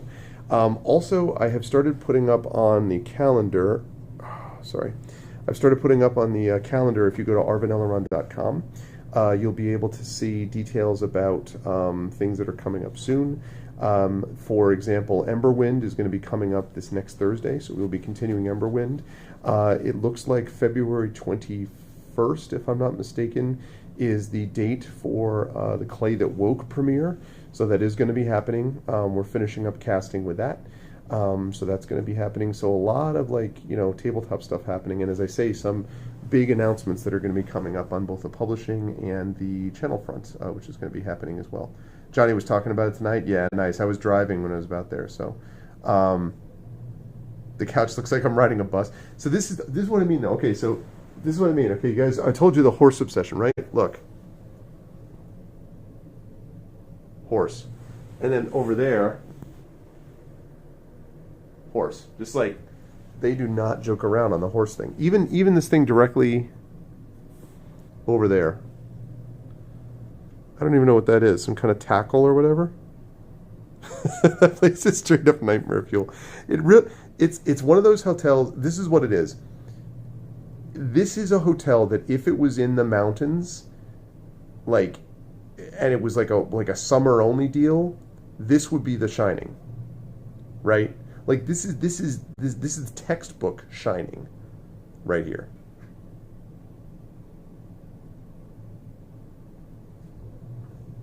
It's not the kind of place of yeah, exactly. I like horses as well. I definitely like horses as well. Here's Johnny. Yeah, exactly. I like horses as well. But no, it's not so much that. It's just it's sort of like, I don't know, like if you go to there's some places that you go to that are themed, and sometimes you like the theme, and then there's other times where you see it and you're like just it's a little creepy in terms of how much they like this particular thing. So this is called the Delta. What the hell's the name of it? The Delta Hotels by Marriott, Baltimore Hunt Valley. That is where the Farpoint convention is being held. And speaking of the con, by the way, for those of you who are nearby, I actually tweeted this out, and a couple people were like, "Oh, I might actually stop by." So I've got my schedule is I can find it, but it's on this phone. So my schedule is that I've got two readings, which is a little strange, but I have 2 readings. I think a reading tomorrow at like noon, and then I have another one later on in the day. And then I've got a panel tomorrow, which is about I think it's like character creation and stuff like that. And then on Sunday, I take it back. It's about I've written my novel. Now what is the name of the panel? And then Sunday is a panel on writing for games. So I'm going to be talking about my writing for Emberwind and things like that, and also writing for other things that I've done, like a little bit of video game writing and stuff here and there. So, excuse me. So I'll be doing that. I'll be talking about that. And I'll be here until Sunday, and then I'll be leaving Sunday and coming back. So Saturday will be an RF Box night with Esper Genesis. Tuesday, we're back to Adventures of Middle-earth. Tuesday, we continue with that. And then Thronebreaker. The following Thursday is Emberwind, and then Friday, I think, is more Esper Genesis, because I think we have Esper Genesis like within a week of each other. And then Saturday is D&D with viewers, so a week from tomorrow is D&D with viewers. And then next Tuesday, we've got Adventures of Middle-earth after that. And Tuesday so let's see, so that's Tuesday the what? So this is, what's today? Tuesday the devil is it? Tuesday it's the 9th, right? So it's the 9th on a Saturday. So Tuesday will be 10th, 11th, 12th, 7th. So the 19th, February 19th, is going to be D&D with GOG, Storm King's Thunder. But there's going to be a surprise. The full crew will be there. We'll have everybody from D&D with GOG, but surprises are afoot for this crew. And that campaign has really been ramping up anyway. They've got to this place called the Eye of the Allfather, and all this stuff is pretty sweet. So I am looking forward to that session a lot. So it's going to be good. I sent out the Patreon newsletter before I left today to come down here. So the Patreon newsletter is out. Inspirations have been reset. Everything good. So I'm very excited about it. It's going to be a very big year for me, I think, professionally. So I'm excited about it. 2 weeks until your birthday. Well, happy pre-2 weeks birthday. Happy pre-2 week birthday. How old are you going to be, Atlantis Princess? Were you born in 82? Is that what this was? Which would make you 37 if you were born in 82.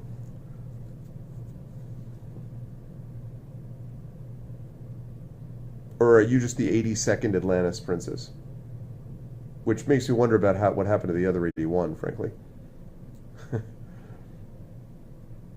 You were? Okay. Well, happy almost birthday. 1982, huh? So that means that you were 10 years younger than me about, because I was born in 1972. Update on Emberwind. What's the update? Oh, yeah, the date is being changed because of Valentine's Day, right? She ate the other 81. Wow. Ninja'd, Aradnell. Ninja'd. It's like the ultimate computer in Star Trek, the original series, where he's like, why is it called M5? He's like, well, the first M1 through 4 were not entirely successful. Oh, man. That's right. Wednesday at 9 p.m. CST. Yeah, that's right. I remember that. Yeah, so it's probably, I'm going to have to make that adjustment, actually. So next Wednesday will be Emberwind, because Thursday is Valentine's Day. And for some people that matters, I don't know. And then the week after that should be Clay That Woke, and then the week after that will be back to Thursday. But in general, it's going to be every Thursday. We're going to have either Emberwind or Clay That Woke for a while, which is great, because again, these are 2 campaigns that do not involve me at all, except they're on my channel, which is great, because I'm looking forward to watching and being part of it. and expand. I want to expand this more. I want to expand to have other. I'm going to have other games going. I'd like to be able to have it honestly where the channel has got content like 5 days out of 7. That's ultimately what I'd like to get down to, is to be able to have the channel have content 5 to maybe 6 days at most. But I can't do more than what I'm doing at the moment. Like I'm maxed out. So I want to be able to bring in more people, and I'm talking to some other people about ways that will to do that, because I want to increase the content and be able to have people come and see more awesome gaming and stuff like that on the channel. So she's tiny. You can vouch that she didn't eat the other 81. Maybe she has an incredibly powerful metabolism, Brahms. Maybe her metabolism, or maybe the other princesses were even tinier. Maybe Atlanta Princess version 1.1 to 1.81 were,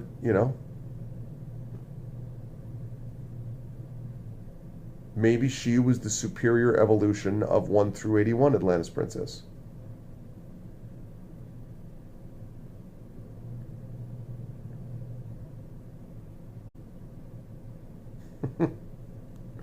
We have no way of knowing.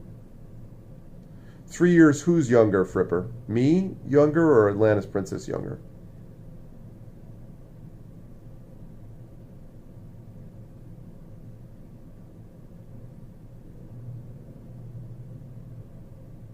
I like meat, but not human meat. Okay, that's good. Yeah, human meat's too stringy. Oh, I'm 3 years younger than you? It's funny too, because we have a pretty wide demographic on my channel. We have, some young folks, a lot of folks who are, somewhat older, and then people my age and older than me. And so it is funny sometimes, because people are kind of like, oh, Arv is 46, like whatever. But, Kilgore Trout is 54, 55, something like that. And there are other people who I know who are streaming that are sort of, mid to late 50s. Some people who are right around 50. Which I think it's great. I think it's sort of breaking down the demographic. Right, exactly. Then you got Zach Clay, who's 14. I'm just kidding. Oh man, but Zach, I actually want to double check, but I think Zach is not even 21. What the flip, man? How can that guy, with that voice, and like his just general mature outlook, how can that dude be not 21 yet? What the flip? Aw, I'm really sorry to hear about that your grandmother passed away, Ardenelle, but that's a really good memory that she got into Nintendo games. That's awesome. That's really cool. One of my fondest memories with my parents is playing in television with them.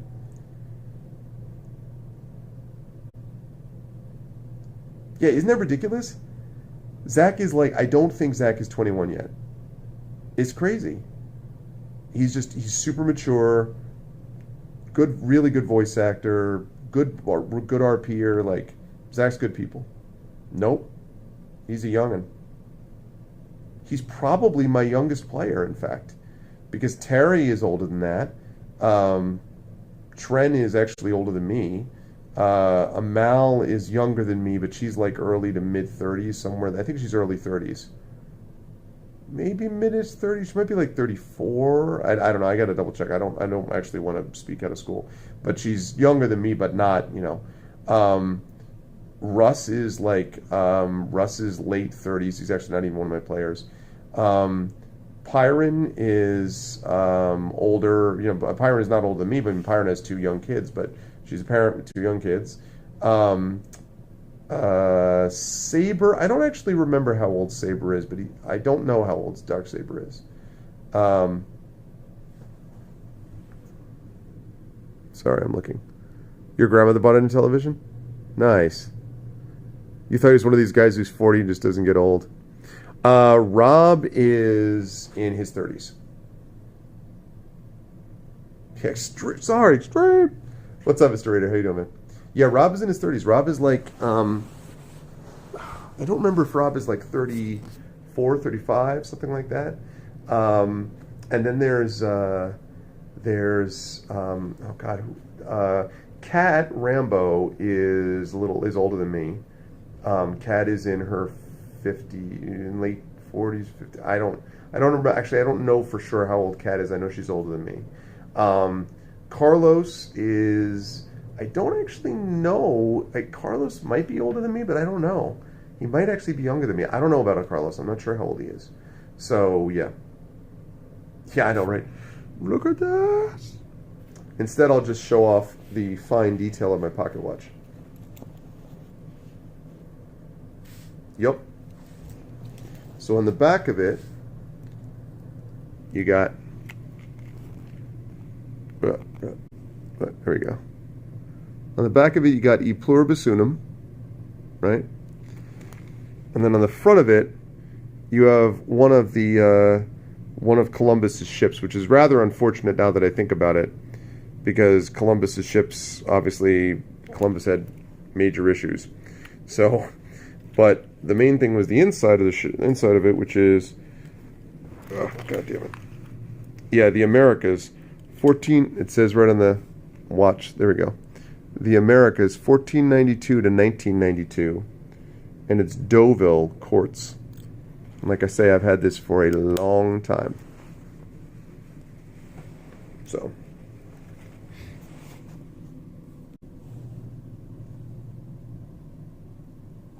Keep doing that, and I really have to stop.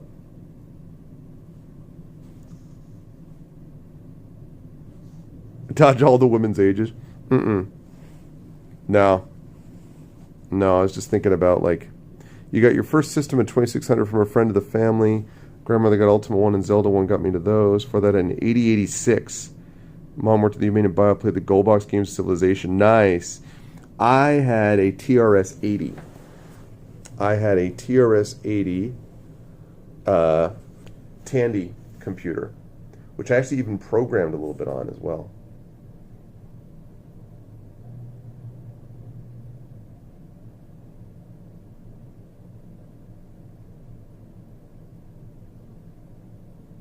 Yeah, completely hopeless. I agree.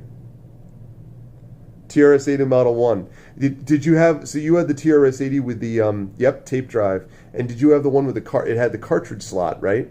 Where you could put the cartridge slot in? I've told this story before, but one of the greatest, most funny games that I ever played was this game that was like this dungeon crawling game for the TRS-80. And it was a cartridge. And so you'd be walking along through the dungeon, and the way that monsters would come is you'd be walking along, and then you'd turn, and you'd see this like three-dimensional like wireframe hallway, right? And you'd be looking down this wireframe hallway, and there's this monster like this. But then the way that it moved, because remember, this is like mid-'80s, right? Early mid-'80s. The way that it moved was it would just, whoop, you still there?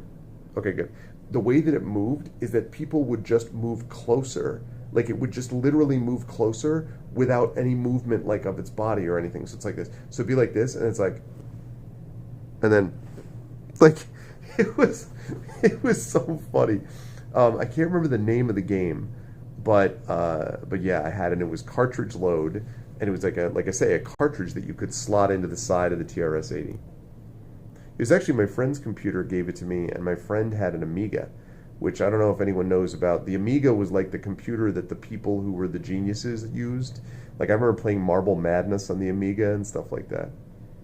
Yeah.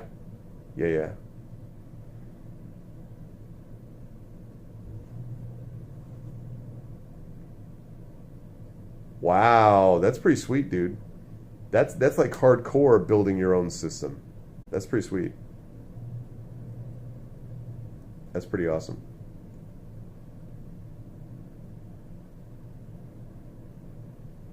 Yeah, the thing about for me about some of these things was that for D&D, for a lot of the consoles and whatever, I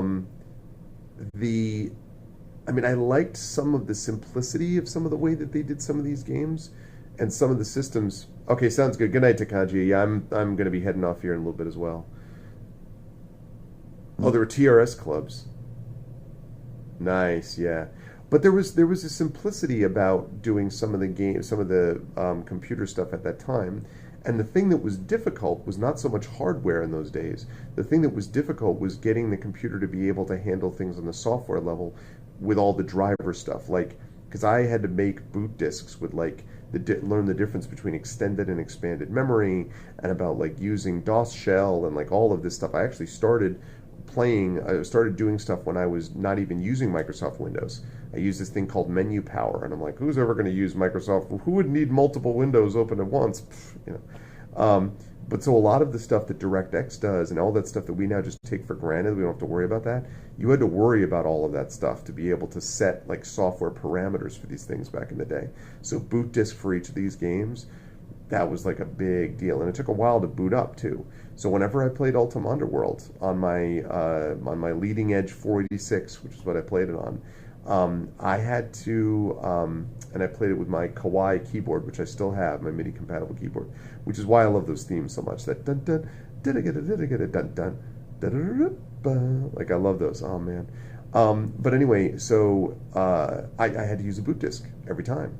And you just kind of got used to being like, if you're going to play this, you boot it up, and that's what you do, one thing at a time. So, OS2 and Packard Bell. Me too. The first ever computer we had was a Packard Bell. My senior year of high school, my parents got I think probably like January or February of high school, 1990, that junior year, so 89, because I graduated in 1990. So somewhere between 89 and 90, we got our first one, which was a Packard Bell 386, and I played Battle Hawks 1942 on it and all this stuff. And then later, that was our first one, and then when I went off to college, I got a leading edge 46, and then everything went off through there. So I actually had a console well before I had a computer, because I was playing with this old Coleco, this triangular ColecoVision, and like I said, I had Intellivision and all this stuff, but the computer didn't come until 1989 or so, and the first paper I ever wrote on the computer was my philosophy final, which I wrote in because I didn't use it for much of my early freshman year, and then I want to say that I started using it somewhere like second semester of my freshman year, like maybe February, March, I started to do some things, and my first formal thing that I have saved, and I still have this document, was my philosophy final from 1991, like May 1991. So I have, what is that now? 28 years? God, is that right? Yeah, 28 years of documents I have on there. Crazy stuff. Myst was great. You know, the problem with Myst, Fripper, was not really.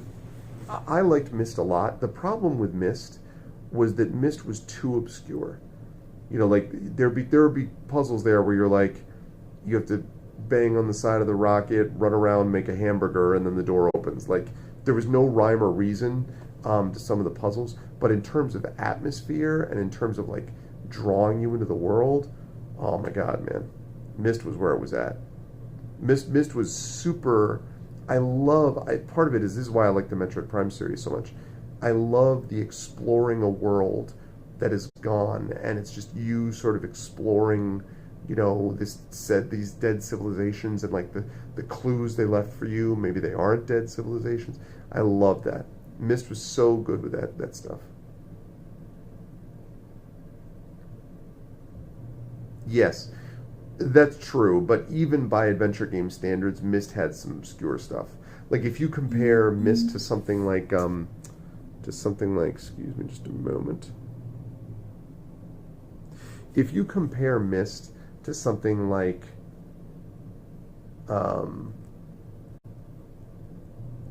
Loom, as an example, Loom is nowhere near as obtuse as what you get with Myst. Or Noctropolis, or even Gabriel Knight. There's a good example. Gabriel Knight, not nearly as obtuse as Myst. And again, having said that, I still think Myst, in a way, had it over all those games I just mentioned because it really had the atmosphere down, and it really did a good job with the gradual revealing of the story or whatever. But just in terms of gameplay, you know, yeah, exactly, Aaron. Strategy Guides made so much money. Yeah, Gabriel Knight was really good. I didn't really like Grim Fandango. Grim Fandango, I actually even streamed for these guys, for these folks a few months ago. Grim Fandango is too much adventure game logic for me. I don't love super adventure game logic-y games.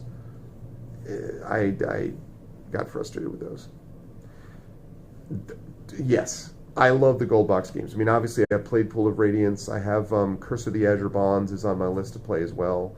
I played the old gold box game Hillsfar as well. There was a space one.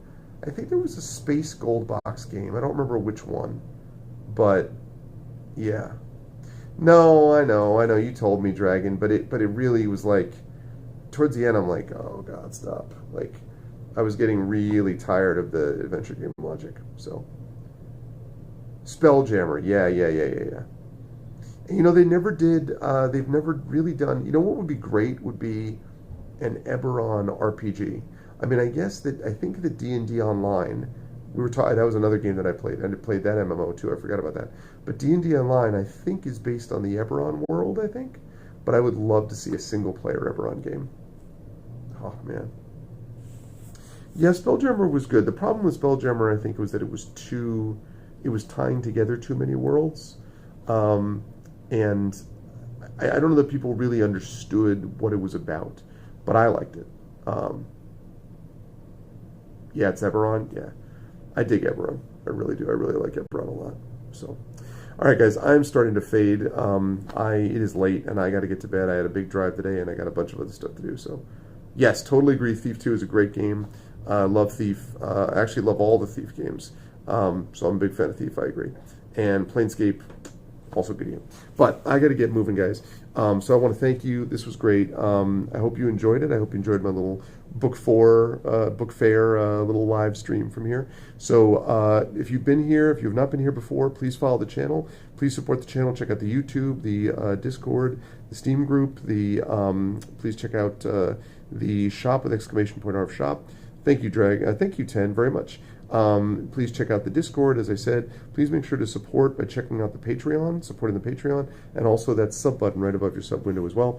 I will be back tomorrow at 8:30 p.m. Eastern, I should say later today, for Esper Genesis, which is my space opera game sponsored by Alligator Alley Entertainment. And as I say, lots of things coming up soon, publications and stuff like that. So you definitely want to check that out. Also, you're right, Mikios, that was the case as well. That's true. Planescape and Spelljammer did kind of sort of get in each other's lanes, so to speak. So, but I got to get to bed. You guys are great. I love you all. Hope you enjoyed it. I'm so glad this live stream seemed to work. Like, it actually worked, and it was pretty good, and there wasn't much buffering, and so. But thank you all so much. I really enjoyed this. I hope you did too. And I will see all of you lovely people Saturday for Esper Genesis. So until then, much love. See you all. And I say goodnight to you, and also, so does the horse. So does the horse. Horse. Night, everyone.